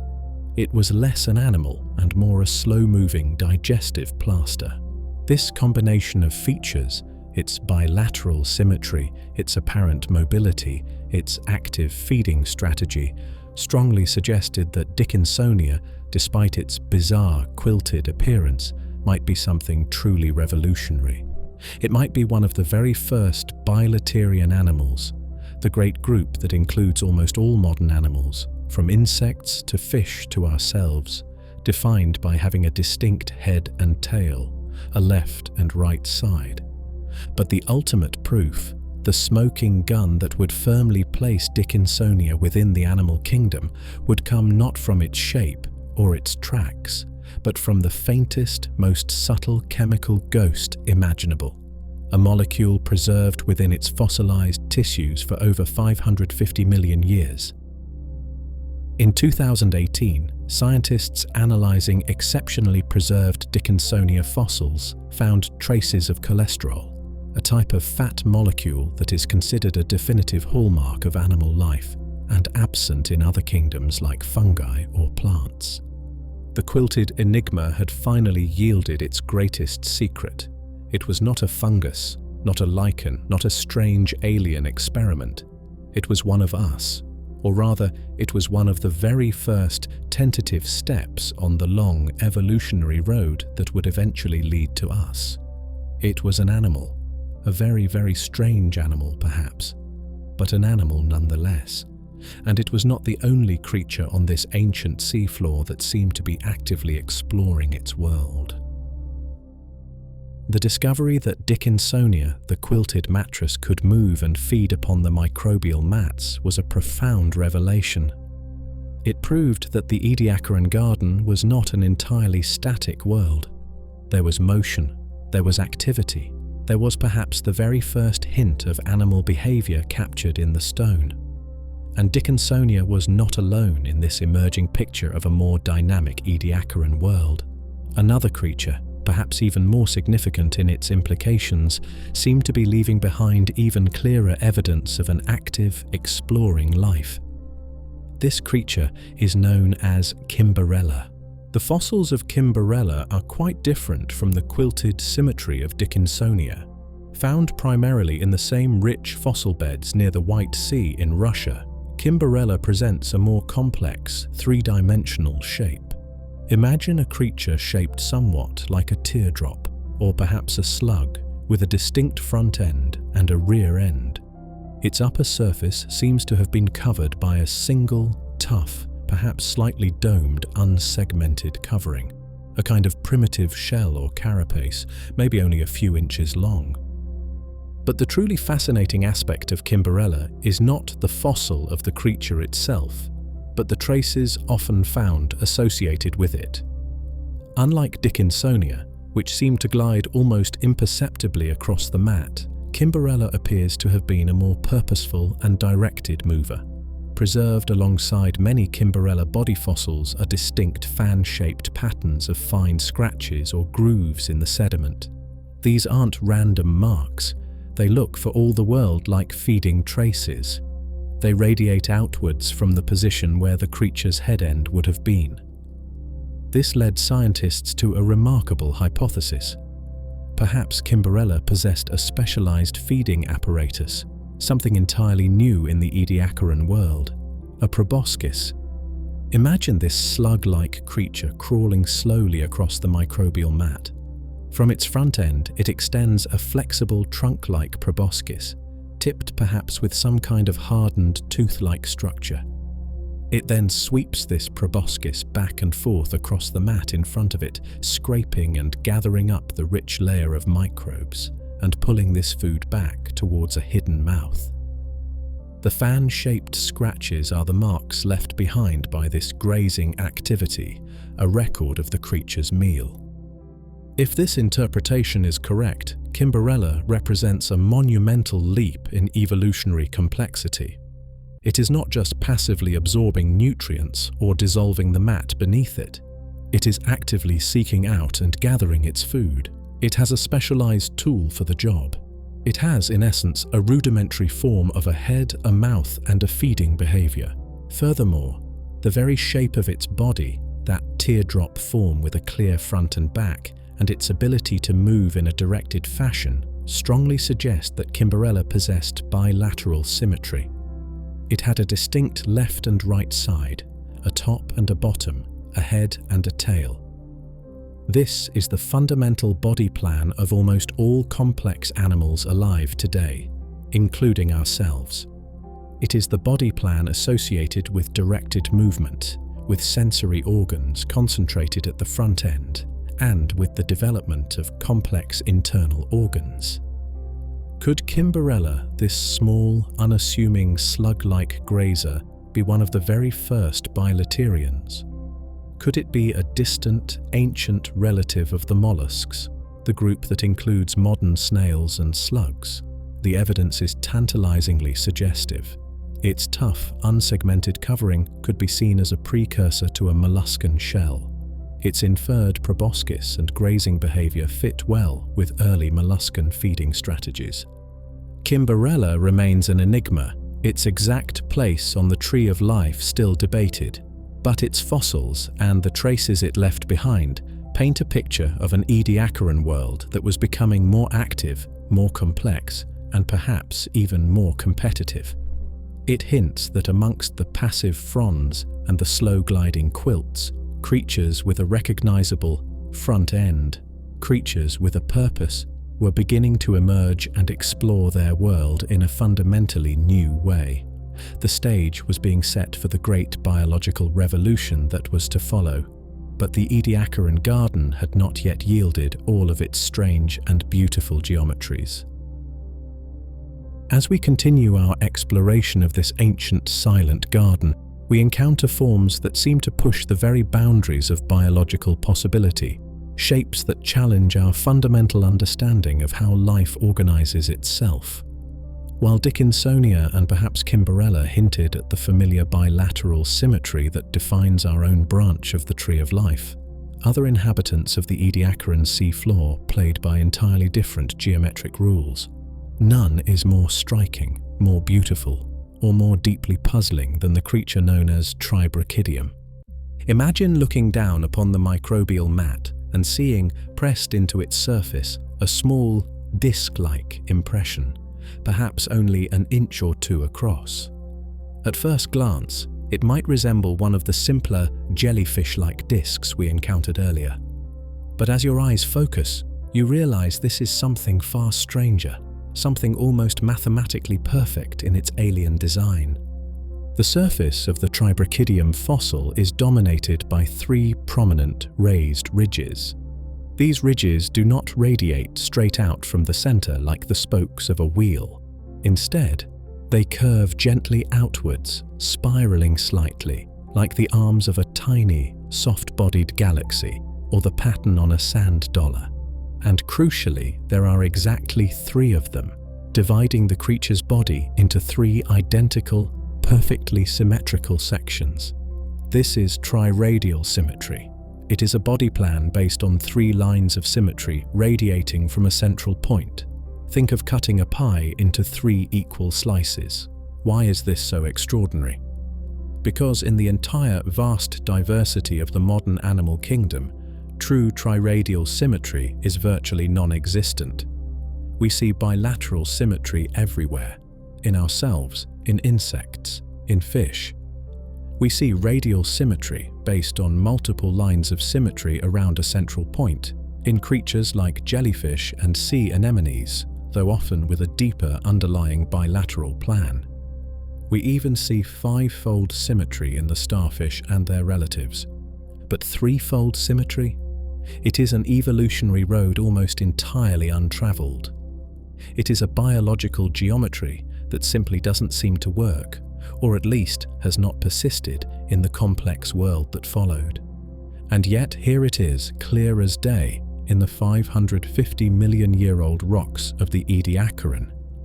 Trabecuidium was not just a simple disc, it was a complex structure, its 3 spiraling arms covered in fine, branching lines, perhaps representing internal canals or feeding structures. It appears to have been a soft-bodied creature that rested upon, or was perhaps partially embedded within, the microbial mat. What was it? How did it live? Its unique symmetry offers few clues and deepens the mystery. Was it an animal? If so, it belongs to no known group. It represents a body plan, a fundamental way of organizing a multicellular structure that emerged, existed for a time, and then vanished utterly from the face of the earth. It would be a member of an entirely extinct phylum, a failed experiment in biological geometry. Could it be related to the Cnidarians, the group including jellyfish and corals? Some primitive members of this group show hints of 3-fold symmetry in their larval stages, but nothing like the perfect adult form of Trabecuidium. The connection is tenuous at best. Could it be something else entirely? Some scientists, focusing on its intricate, branching patterns and its sessile lifestyle, have wondered if it might represent a different kingdom altogether, perhaps closer to the strange fractal vendobionts proposed by Adolf Seilacher, a group defined by its unique quilted or patterned construction rather than by traditional animal features. Trabecuidium sits like a beautiful, 3-armed riddle in the heart of the Ediacaran enigma. It is a testament to a time when the fundamental rules of building a body were still being explored, a time of wild evolutionary experimentation before the constraints of predation and complex ecosystems forced life down narrower, more familiar paths. It represents a different way of being complex, a different solution to the puzzle of multicellularity. It is a shape that whispers of possibilities lost, of biological roads not taken. It reminds us that the history of life is not just a story of the winners who survived to become us, but also a silent, haunting gallery of beautiful, strange, and ultimately vanished forms. And even as these soft-bodied experiments were unfolding, another, harder revolution was quietly beginning at the very edge of the Ediacaran world. For tens of millions of years, the Ediacaran garden had been a world of softness. Its inhabitants, the quilted mattresses, the fractal fronds, the enigmatic discs, were creatures built of yielding tissues, leaving behind only faint impressions, ghostly whispers in the stone. It was an age defined by its lack of hard parts, a quiet, gentle world before the invention of shells, spines, and skeletons.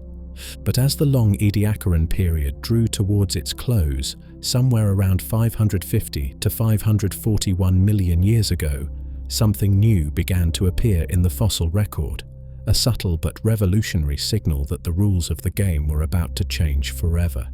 For the first time, life learned the secret of biomineralization. It learned how to build armor. These pioneers were not large or dramatic. They did not resemble the strange quilted giants that had dominated the earlier Ediacaran.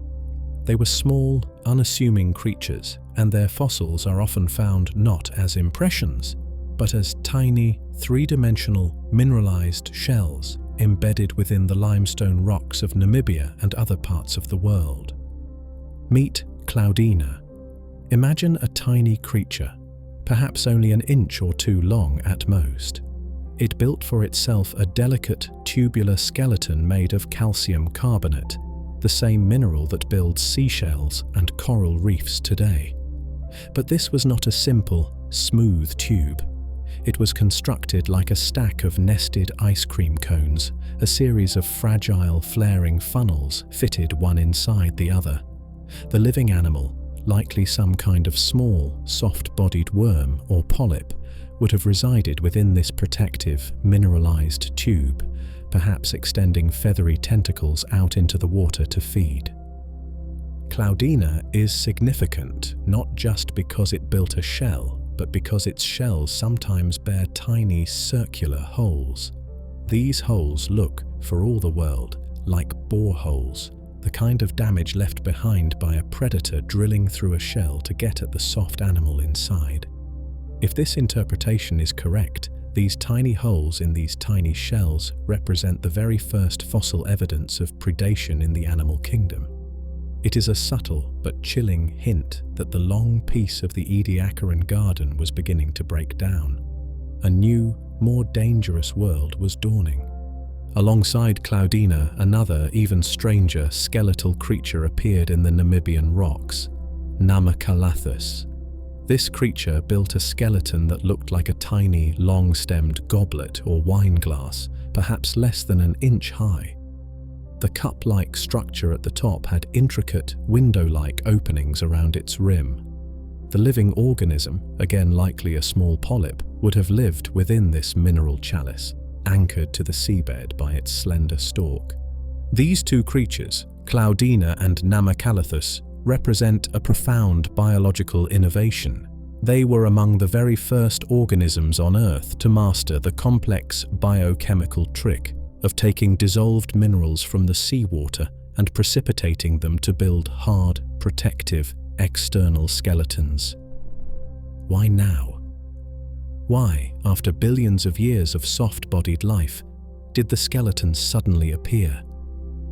Perhaps it was a response to the changing ocean chemistry, with calcium levels rising, making shell building easier. Or perhaps it was driven by the very reason we suspect those holes in Cloudina, the dawning threat of predation. In a world where something had learned to bite or drill, a suit of armor suddenly became a very attractive evolutionary advantage. Whatever the trigger, their appearance marks a pivotal moment. They are the heralds of a new age. They stand right at the boundary, the very twilight of the Ediacaran period, looking forward towards the Cambrian. Their tiny mineralized forms are a preview of the great explosion of shells and skeletons that was about to erupt across the planet. They are a sign that the soft, quiet, enigmatic world of the Ediacaran garden was coming to an end. The first whispers of a harder, sharper, and more complex world were being etched, quite literally, in stone. The stage was being set for a new cast of characters, and the central enduring question remained: what, exactly, were the strange, soft-bodied pioneers that these new armored creatures were about to replace?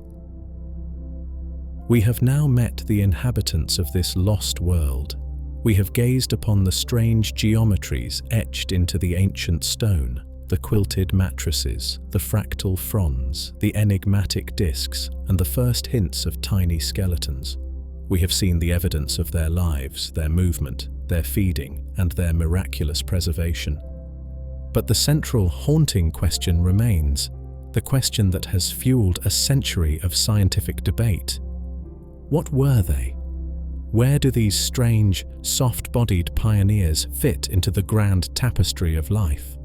The most natural, the most intuitive, and for a long time, the most widely held hypothesis is simply this: they were animals. They were the first tentative experiments in animal multicellularity, the dawn chorus of the kingdom to which we ourselves belong. In this view, the Ediacaran biota are not a separate alien kingdom, but the deep roots of our own family tree. They are the great-great-great-grandparents, the evolutionary first drafts of the familiar animal groups that would burst onto the scene in the Cambrian explosion that followed. The logic is compelling. They appear in the fossil record exactly where we would expect to find the ancestors of animals, in that crucial window of time just before the Cambrian, after the rise of oxygen and after the long reign of the microbes. They are large, they are complex, and they are clearly multicellular. What else could they be? Proponents of this hypothesis look at the Ediacaran fossils and see the faint outlines of familiar forms. Perhaps the simple disc-like fossils like Cyclomedusa truly are the first jellyfish, or perhaps early polyps related to sea anemones and corals. They possess a basic radial symmetry, a hallmark of these early branching animal groups, the cnidarians. Perhaps the frond-like forms, like Charnia, are related to modern sea pens, Penatulacea, which are colonial cnidarians that anchor themselves in the soft sediment and form feathery branching structures remarkably similar in overall form. Even their deep-sea habitat matches. And what about the segmented, quilted forms like Dickinsonia? Could these represent the first primitive members of the bilaterian lineage, the great branch of the animal kingdom characterized by having a distinct head and tail, a left and right side? Perhaps they were early, flattened worms, or perhaps even related to the ancestors of the arthropods or mollusks, their strange quilting representing a failed experiment in segmentation before true, functional segments evolved. The discovery of cholesterol in Dickinsonia fossils lends powerful chemical support to this idea, firmly placing it within the animal domain. And then there is Kimberella, with its apparent bilateral symmetry, its inferred proboscis, and its grazing trackways. To many scientists, Kimberella looks tantalizingly like an early mollusk, a precursor to the snails and slugs, already exhibiting complex feeding behaviors long before the Cambrian. In this animal ancestors view, the Ediacaran period is not a separate, failed experiment. It is chapter 0 of the animal story. It is the time when the fundamental body plans and developmental pathways were being worked out. The Cambrian explosion, in this light, was not a sudden creation out of nothing, but rather the rapid diversification and, crucially, the acquisition of hard parts, shells and skeletons, by animal lineages whose soft-bodied ancestors had already existed, quietly, for tens of millions of years in the Ediacaran garden. It is a neat, tidy, and deeply satisfying narrative. It connects the strange ghosts of the pre-Cambrian directly to the familiar life of today. It gives us a sense of deep, unbroken ancestry. And yet, this view is not without its profound challenges. If these were simply the soft-bodied ancestors of modern animals, why do so many of them look so fundamentally alien? Why the strange quilted construction? Why the bizarre threefold symmetry of Tribrachidium? Why the apparent lack of mouths, guts, and other organs in so many forms? Could it be that our desire to see our own reflection in these ancient stones is leading us astray? Could it be that the Ediacaran garden was home not just to our ancestors, but to other entirely different kinds of biological experiments? If the strange, quilted and organless bodies of the Ediacarans don't quite fit the mold of early animals, could they belong to another great kingdom of life entirely? As scientists struggled to make sense of these enigmatic forms, another, more radical hypothesis began to take shape. one that suggested these ancient pioneers were not animals at all, but belonged to a different and equally ancient lineage: the fungi. At first glance, this idea seems even more counterintuitive than the animal hypothesis.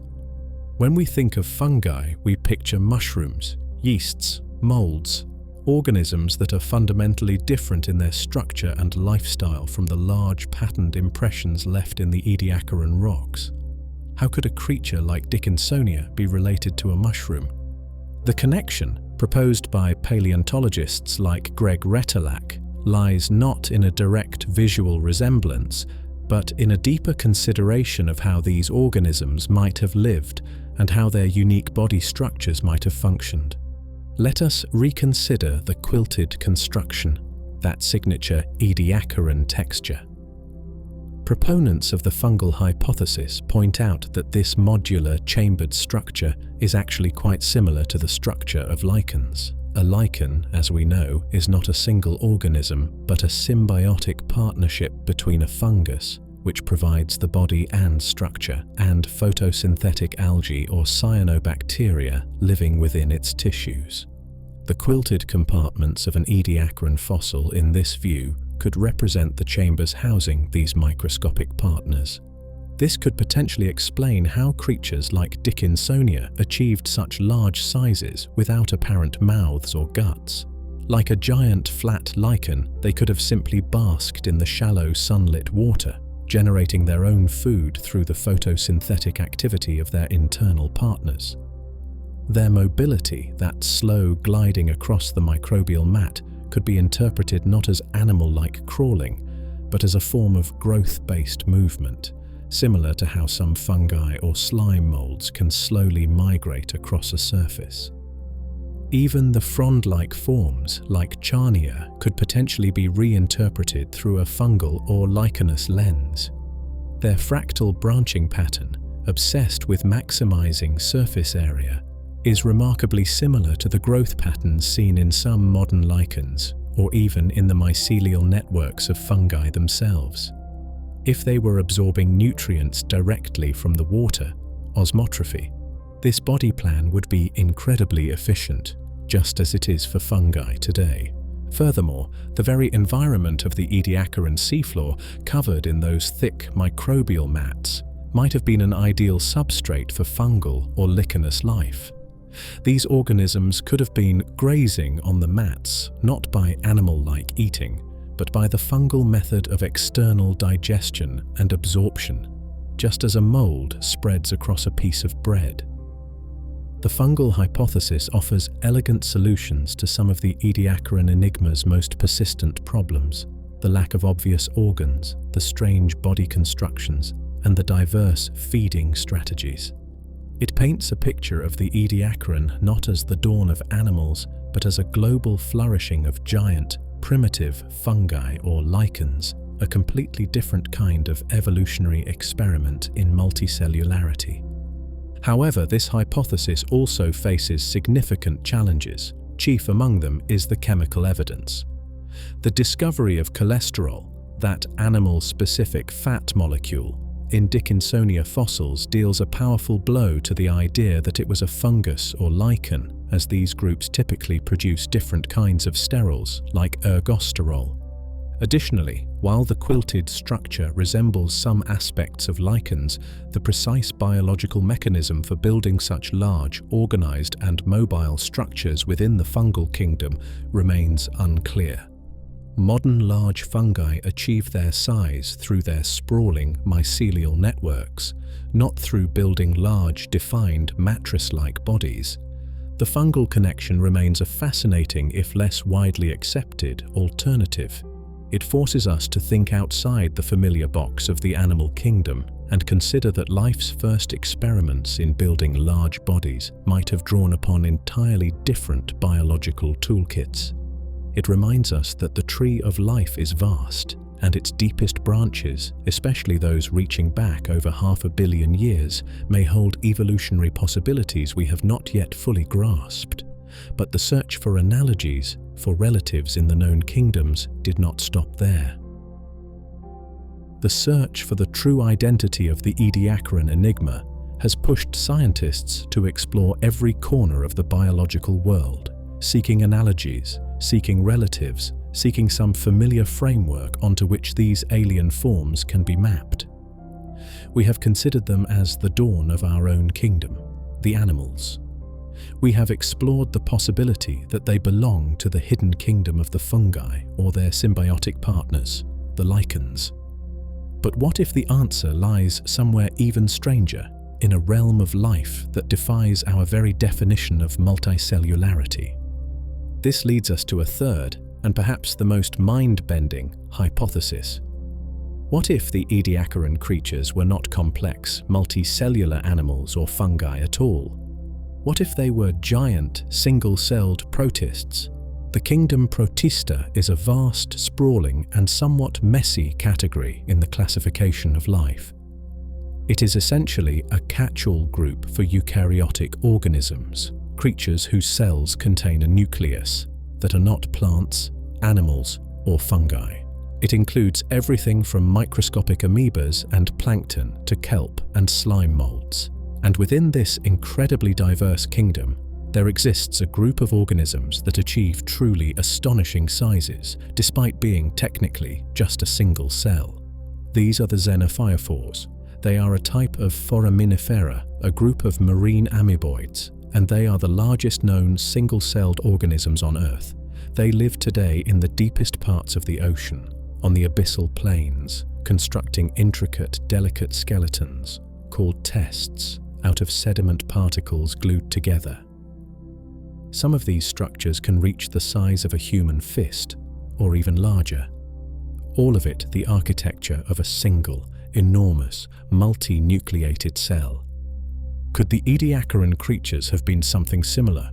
Could they represent an extinct lineage of giant, single-celled protists that achieved macroscopic size long before the evolution of true, complex multicellularity?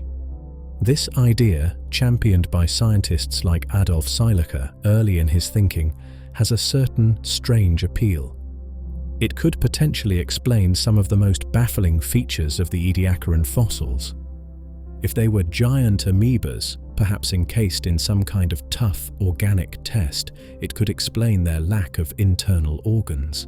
A single cell, no matter how large, does not have specialized tissues like guts, nerves, or muscles. It operates through the simpler, internal flow of its cytoplasm. It could also explain their simple, often repetitive body plans.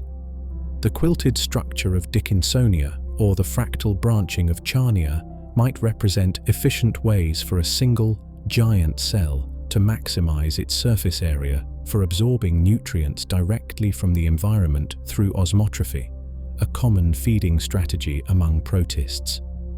Imagine a colossal amoeba flattening itself out like a pancake or extending intricate frond-like projections simply to increase its contact with the surrounding water. Even their preservation could potentially fit this model. Perhaps these giant protists had tough organic outer walls that, while not mineralized, were resilient enough to leave clear impressions in the sediment, aided by those crucial microbial mats. The giant protist hypothesis paints a picture of the Ediacaran world as a fundamentally different kind of ecosystem, a world dominated not by the first animals, but by the last spectacular flourish of single-celled life pushing the very limits of its own architecture. It suggests that the leap to true multicellularity, the cooperation of specialized cells to build a complex body, might have happened later, perhaps only truly taking off with the Cambrian explosion. However, like the other hypotheses, this one faces challenges. The sheer scale and complexity of forms like Dickinsonia and Charnia seem, to many scientists, to stretch the definition of a single cell beyond its breaking point. Could a single cell truly organize itself into such large, patterned and, in the case of Dickinsonia, mobile structures? Furthermore, the chemical evidence, like the discovery of animal-specific cholesterol in Dickinsonia, argues strongly against a protist identity, placing it firmly within the animal lineage. While the giant protist idea remains a fascinating outlier, a testament to the sheer diversity of biological possibility, it is perhaps less likely to be the universal explanation for the Ediacaran garden. But it serves as a crucial reminder. When we look back into the deepest history of life, we must be prepared for solutions, for forms of being that operate under rules entirely different from our own.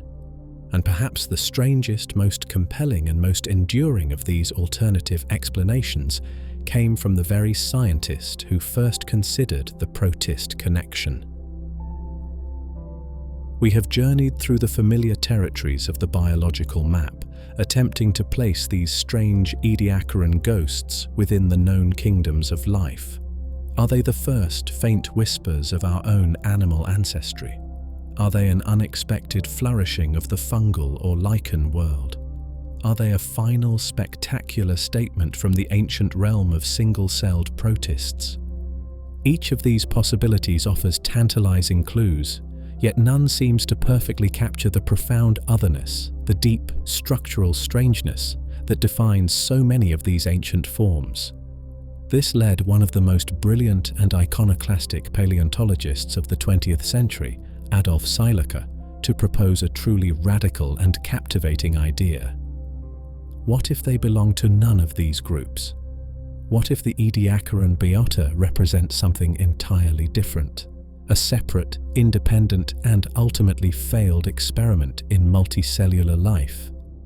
Seilliker was struck by the recurring, almost obsessive theme in Ediacaran architecture, that quilted, chambered, segmented construction. He saw it in the flat, mattress-like body of Dickinsonia. He saw it in the intricate, repeating units that built the fronds of Charnia. He saw echoes of it even in the radiating patterns of some of the discs. It seemed to be a fundamental underlying blueprint, a unique way of building a large body that was radically different from the hierarchical system of specialized organs and tissues used by true animals. He called this hypothetical extinct group the vendobionta, or vendozoa. The name comes from the Vendian period, an older name for the time interval that is now largely encompassed by the Ediacaran. Seilliker envisioned the vendobionts not as a scattered collection of unrelated oddballs, but as a coherent kingdom of life in their own right, defined by this unique, quilted body plan. Imagine their construction. Seilliker proposed that these creatures were built like inflatable air mattresses, composed of repeating, fluid-filled chambers, stitched together side by side or stacked in fractal patterns. This design, he argued, was a brilliant solution to the problem of being large and soft-bodied in a world without skeletons. It created a structure that was simultaneously flexible, resilient, and, crucially, maximized surface area. Why was surface area so important? Because Seilliker believed that the vendobionts had no internal organs, no mouths, no guts, no lungs, no gills. They lived, he proposed, entirely by absorbing nutrients directly through their skin, through osmotrophy, perhaps supplemented by chemosynthesis carried out by symbiotic bacteria living within their tissues.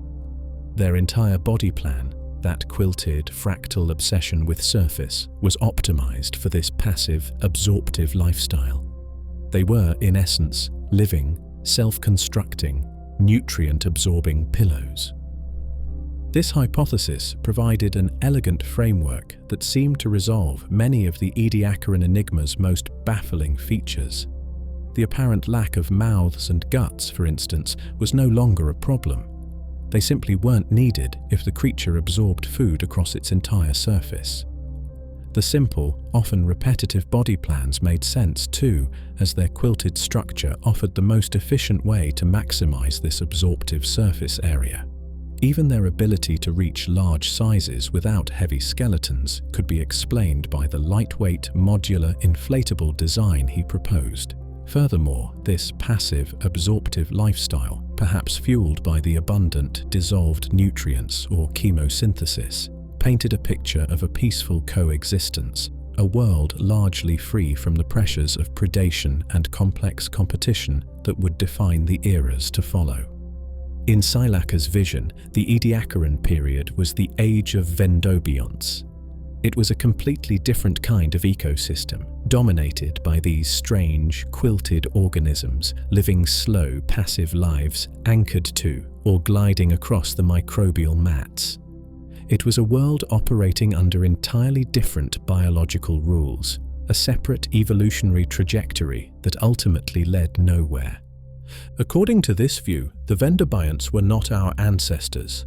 They were a beautiful, successful, and globally dominant kingdom of life that flourished for nearly 100 million years, only to be completely wiped out at the end of the Ediacaran, perhaps unable to compete with, or perhaps actively preyed upon by, the new, more complex, gut-bearing mobile animals that erupted in the Cambrian explosion. They were a fascinating but ultimately dead-end branch on the tree of life.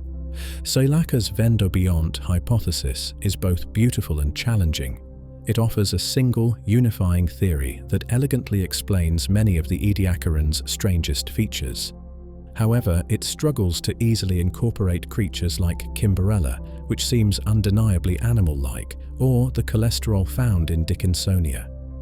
Perhaps the truth is not a single neat answer. Perhaps the Ediacaran garden was a diverse place, home not just to one kind of experiment, but to many, perhaps including the very first true animals and these strange, quilted vendobionts living side by side for a time before the rules of the game changed forever. The debate continues, fueled by every new fossil discovery, every new analytical technique. How do scientists try to untangle these competing hypotheses? How do they interrogate these ancient ghosts to force them to reveal their true identities? We stand now surrounded by ghosts and competing stories.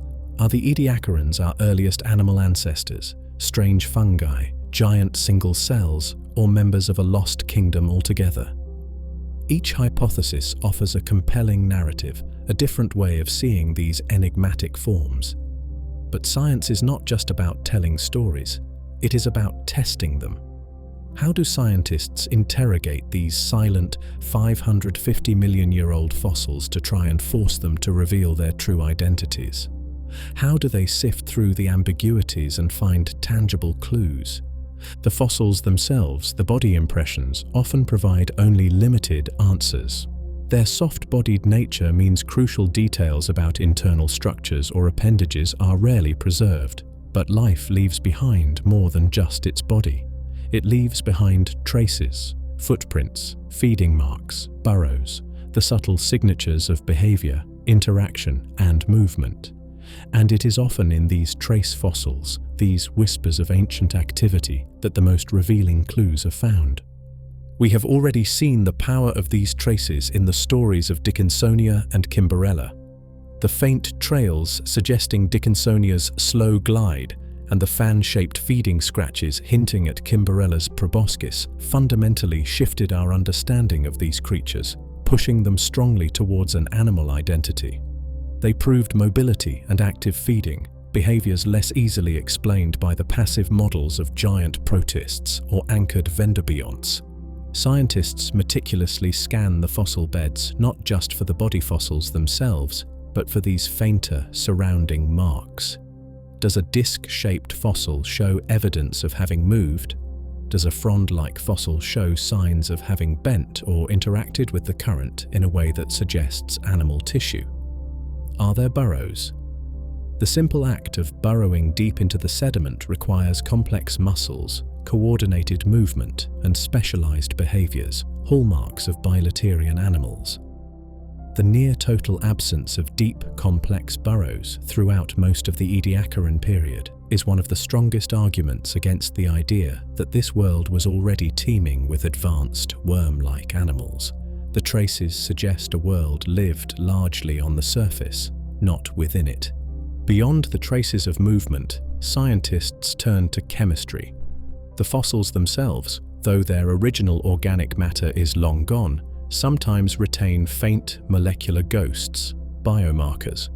These are specific, durable molecules that are characteristic of particular groups of life. The discovery of cholesterol, an animal-specific sterol within the fossil film of Dickinsonia, was a landmark discovery precisely because it offered a direct chemical link to the animal kingdom, strongly refuting hypotheses that placed it among fungi or protists.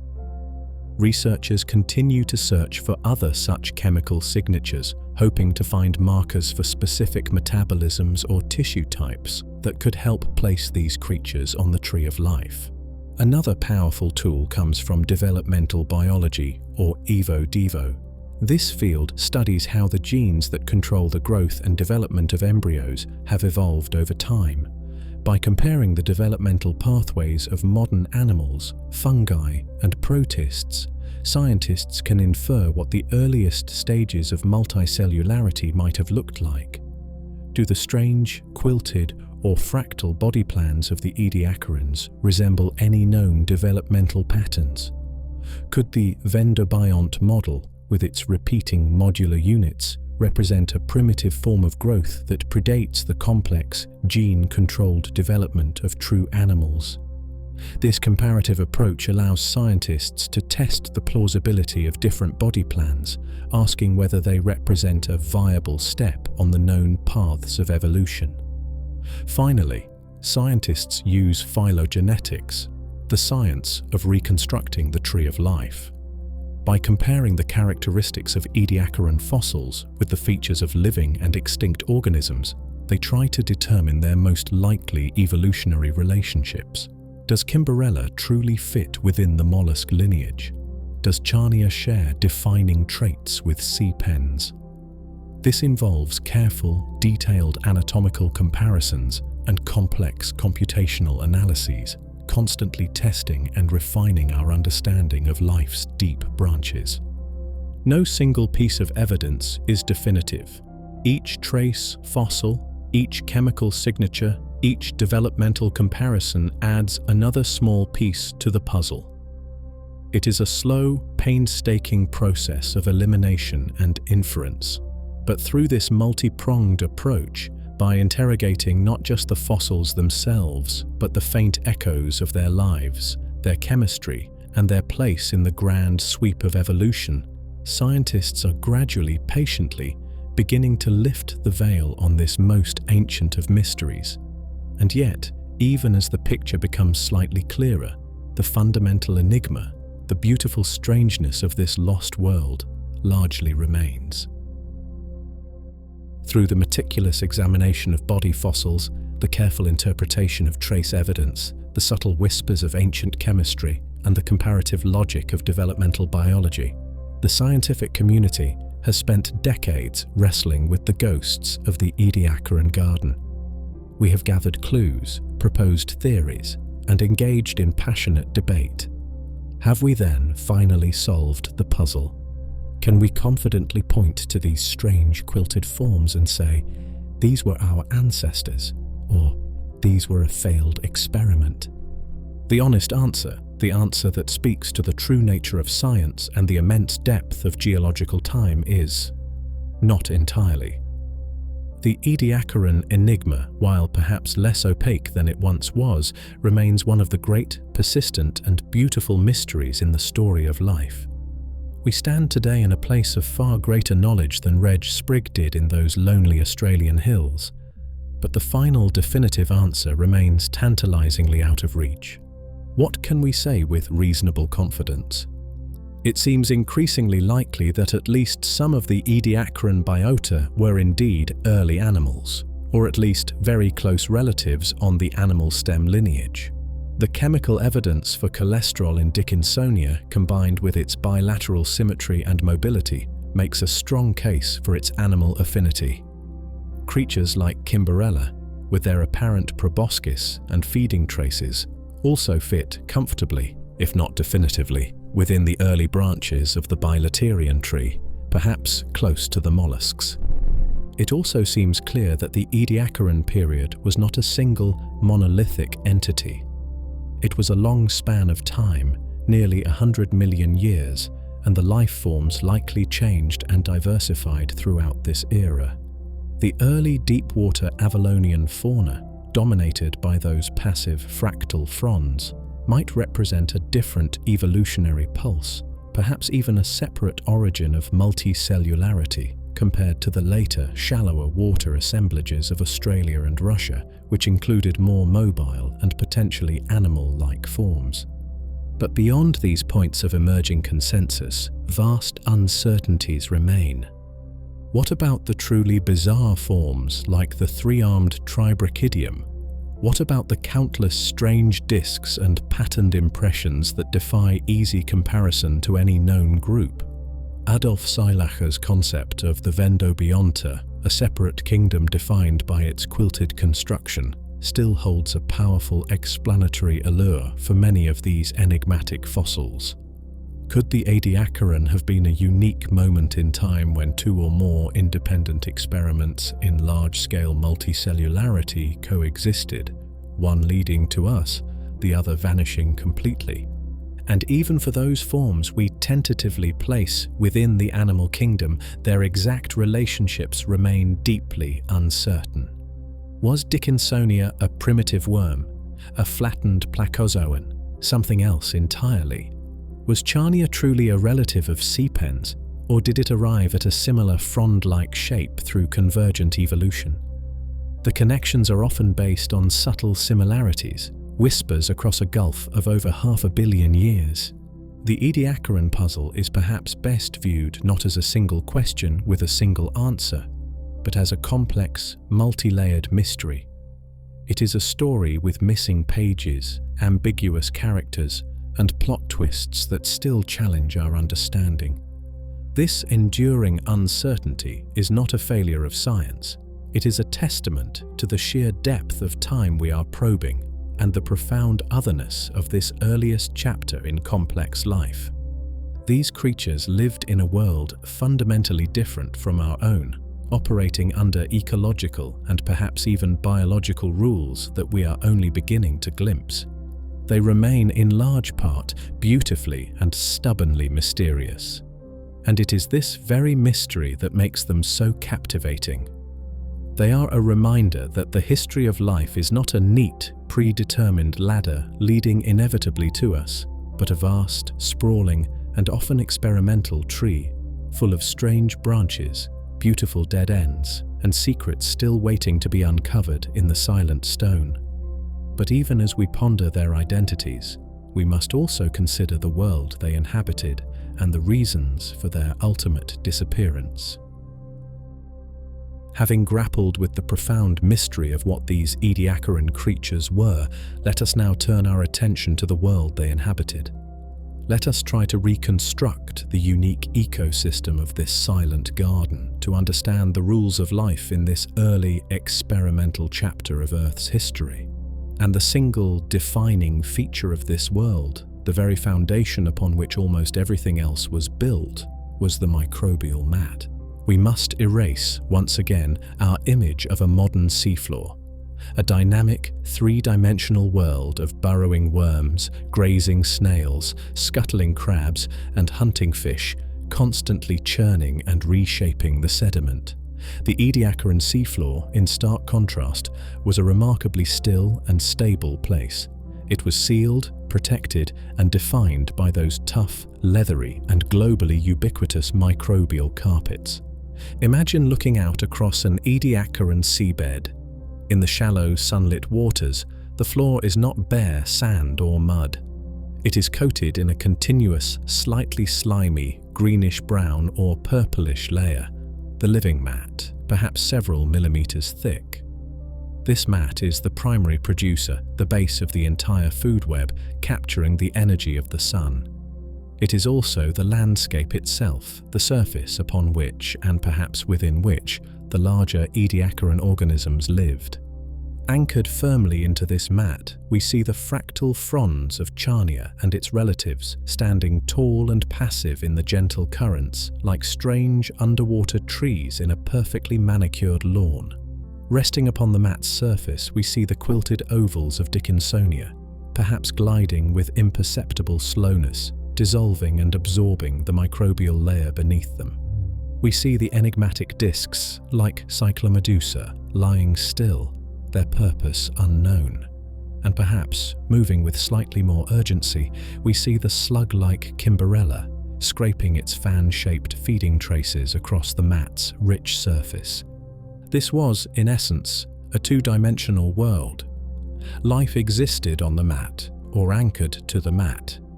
The deep burrowing that characterizes modern marine ecosystems simply did not exist. The trace fossils from this time show only simple horizontal trails, meanders across the surface with very few signs of organisms digging down deep into the sediment below. The world beneath the mat remained largely unexplored, perhaps anoxic and chemically hostile. And this world, lived out upon the surface of the microbial carpet, appears to have been remarkably peaceful. One of the most striking features of the Ediacaran biota is the almost complete lack of evidence for predation, at least in the way we understand it today. We see no creatures with jaws, claws, or specialized hunting appendages. We find no fossilized shells bearing the drill holes or crush marks of predators, with the possible late exception of Cloudina. We see no obvious defensive structures, no armor plating, no spines designed to ward off attack. This does not mean it was a utopia. There was undoubtedly competition for space on the mat, competition for access to dissolved nutrients in the water, but the brutal, active predator-prey arms race that would so dramatically shape the Cambrian world and all life that followed seems to have been largely absent. Life in the Ediacaran garden appears to have been slow, passive, and largely non-violent. Organisms lived by absorbing, by filter feeding, or perhaps by gently grazing the abundant microbial lawn. It was an ecosystem defined by surface area, by quiet chemical exchange, by a slow dance between the macroscopic pioneers and the microbial foundation beneath them. For nearly 100 million years, this strange, peaceful, mat-based world persisted. It was a successful and stable ecosystem, a first draft of complex life that worked. But this very stability, this reliance on the undisturbed microbial mat, and the apparent absence of ecological disruption may have also been its greatest weakness. The rules of the game were about to change. New players were emerging, creatures with new tools and new behaviors, creatures that would not just live on the mat, but would begin to tear it apart. The shadow of the Cambrian was beginning to fall. The long, quiet afternoon of the Ediacaran period was drawing to a close. For tens of millions of years, the strange garden of quilted fronds and enigmatic discs had flourished in a world of relative stability, anchored to the silent dominion of the microbial mats. It was an ecosystem built on surface area, passive absorption, and an apparent absence of ecological violence. But no era lasts forever, and as the Ediacaran drew towards its end, new evolutionary whispers began to stir, hinting at a very different kind of world to come. The shadow of the Cambrian was beginning to fall.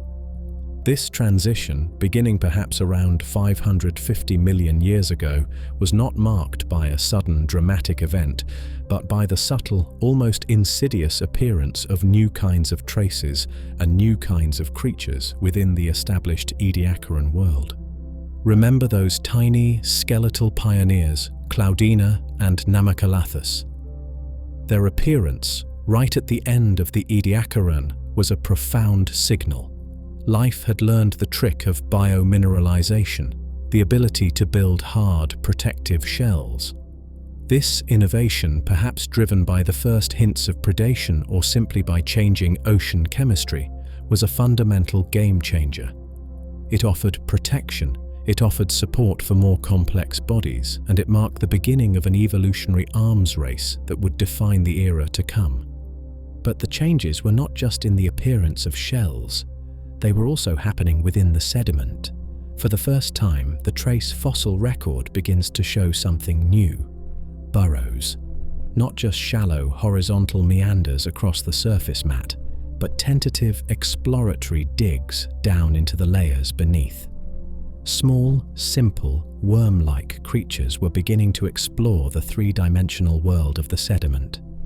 This seemingly small behavioral shift was revolutionary. These first burrowers were ecosystem engineers of a new and disruptive kind. As they churned through the sediment, they began to destroy the very foundation of the Ediacaran world, the cohesive microbial mats.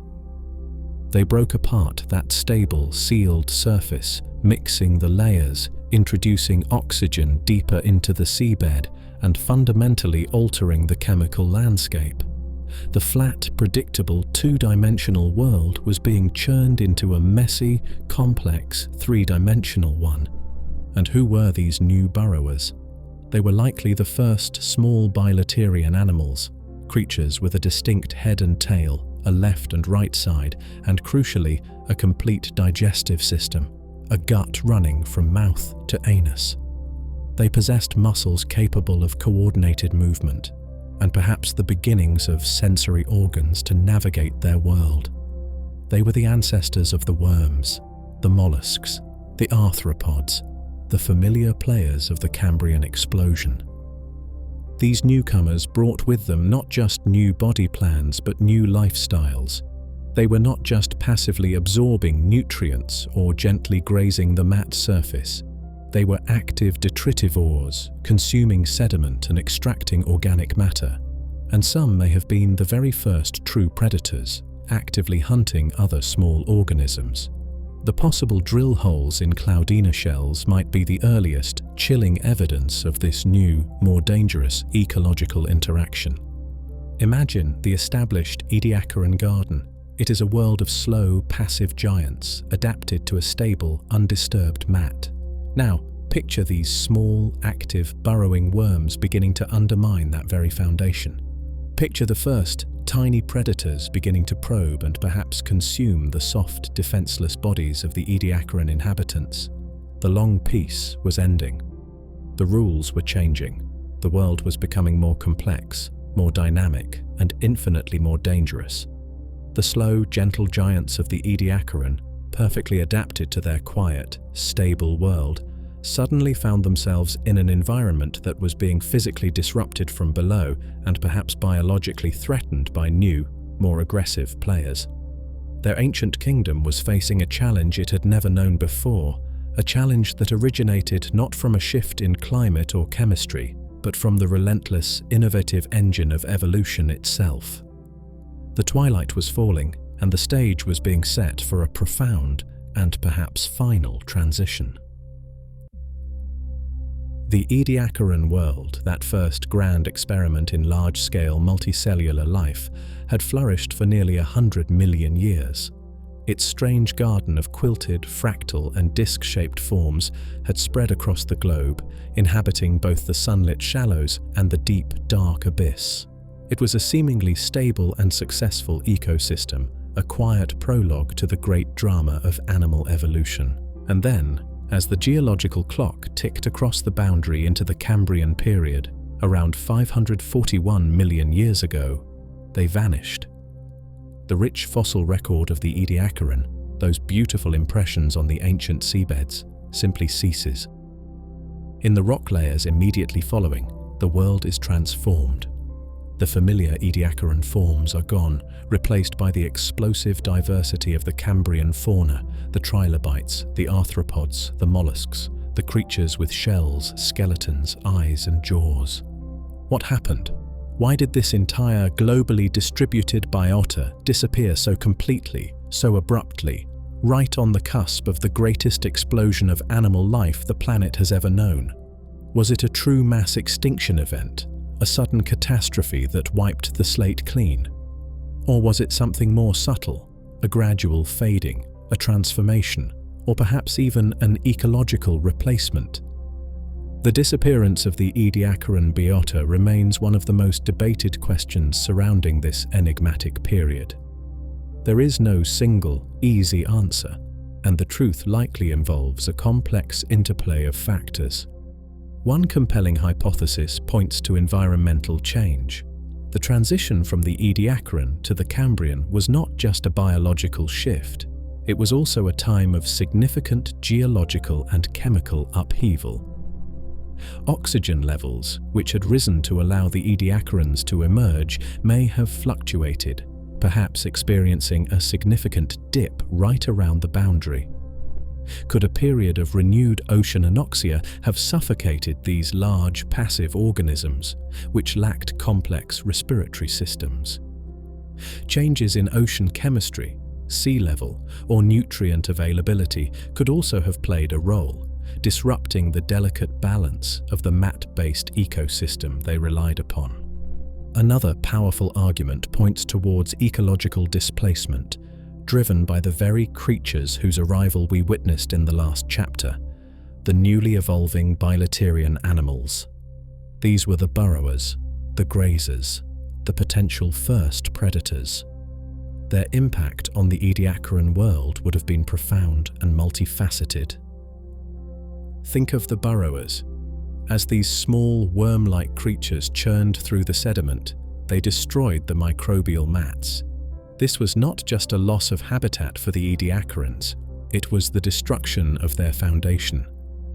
The stable, sealed seafloor, essential for their preservation and perhaps even for their lifestyle, was being physically torn apart. The Ediacaran world was literally being undermined. And what about competition? The new bilaterian animals, with their developing guts and more active lifestyles, may have simply been more efficient at exploiting the available resources.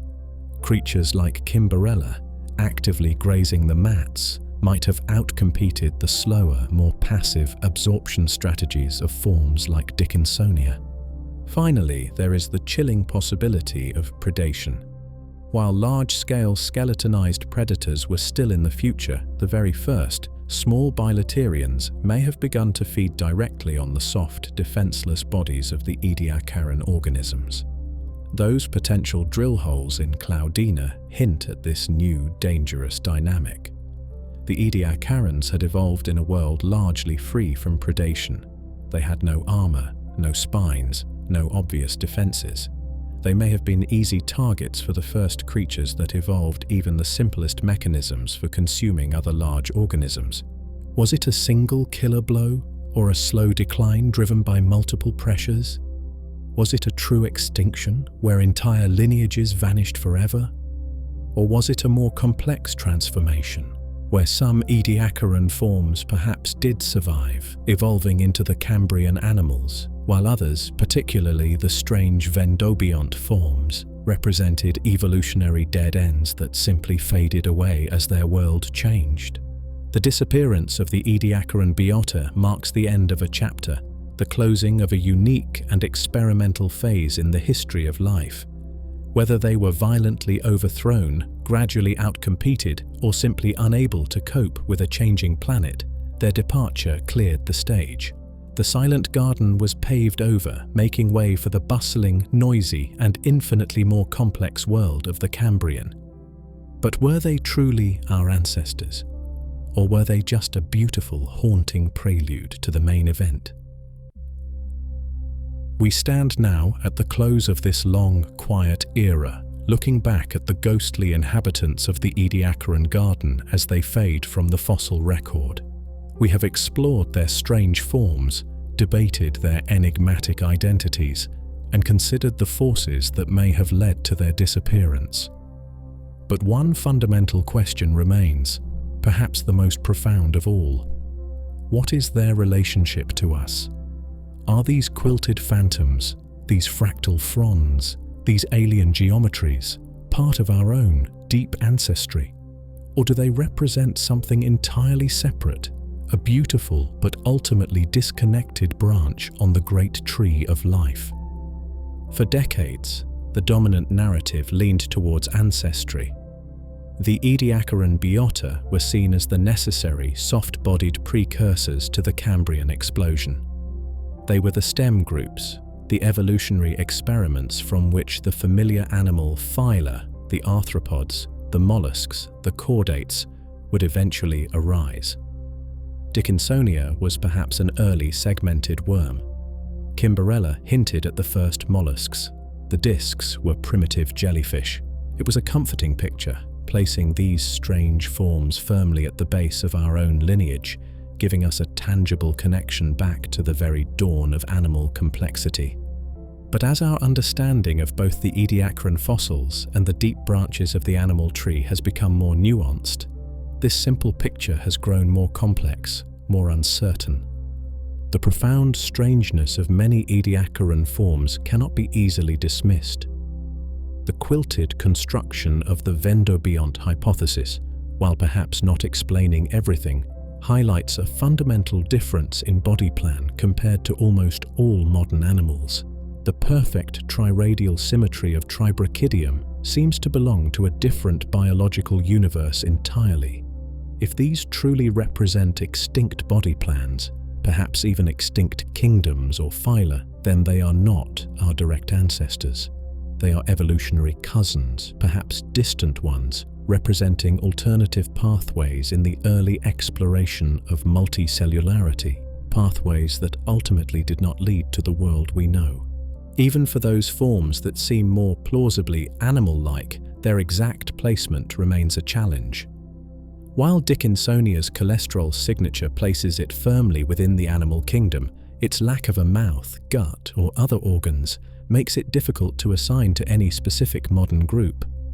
Was it an early experimental form of bilaterian? Was it perhaps related to the Placozoa, one of the simplest and most ancient animal lineages alive today, which also feeds by external digestion? The connections remain tentative.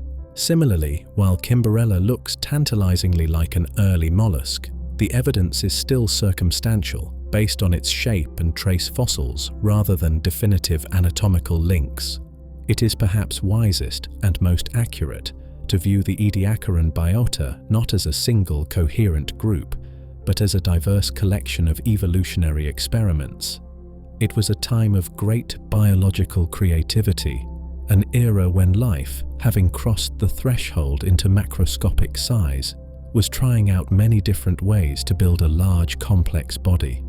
Some of these experiments were likely successful. They belonged to the stem groups that would eventually give rise to the familiar animal phyla of the Cambrian and beyond. Dickinsonia and Kimberella may well fall into this category. They were perhaps our great-great-great-granduncles and aunts, related, ancestral, but not necessarily on the direct line leading to us. Other experiments, however, may have been evolutionary dead ends.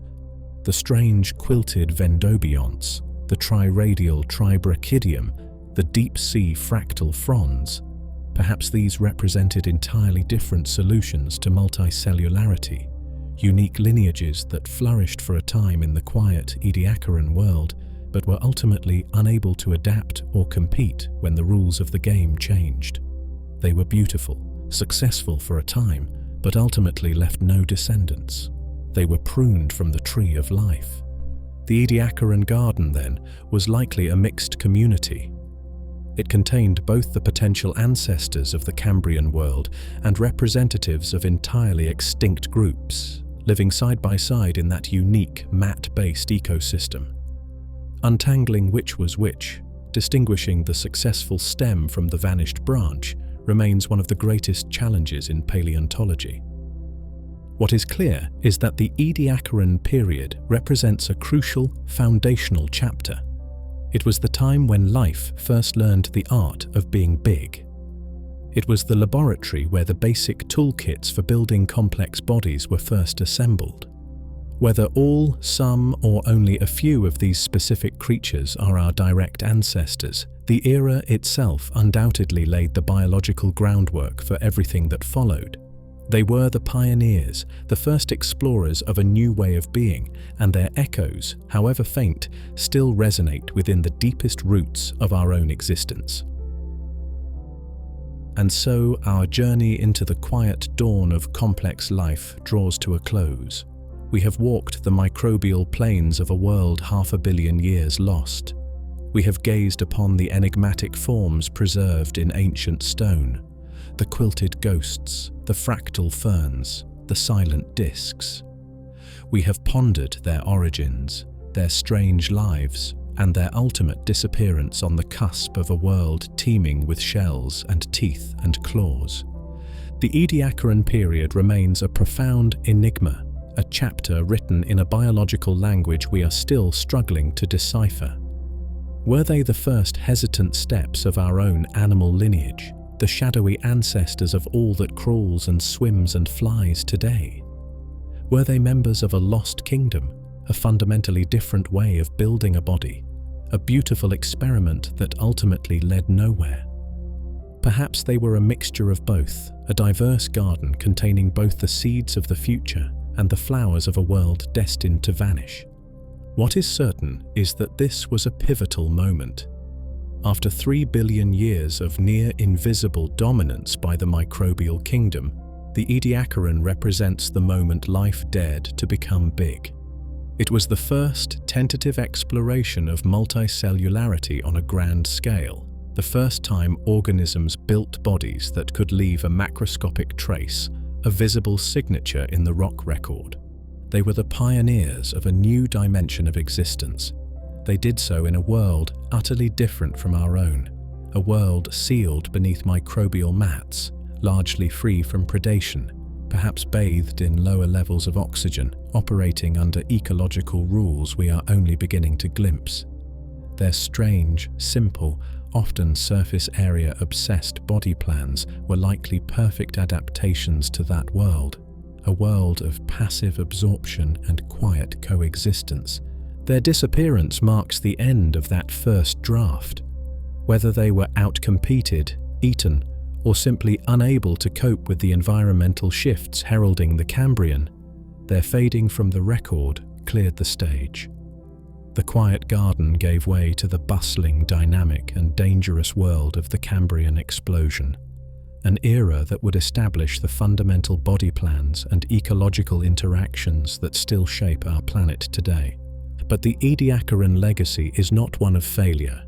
It is a testament to life's boundless creativity, its relentless drive to explore new possibilities, new geometries, new ways of being.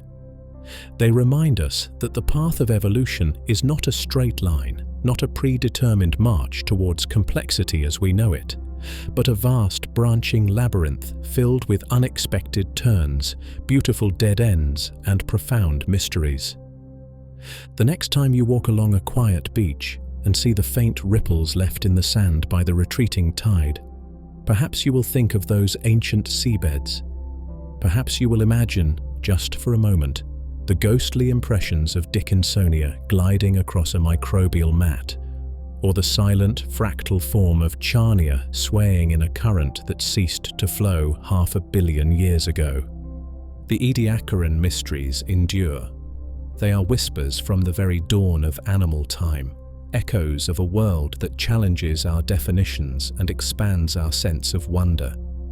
They are a quiet, humbling reminder that the story of life is far deeper, far stranger, and far more beautiful than we may ever fully comprehend.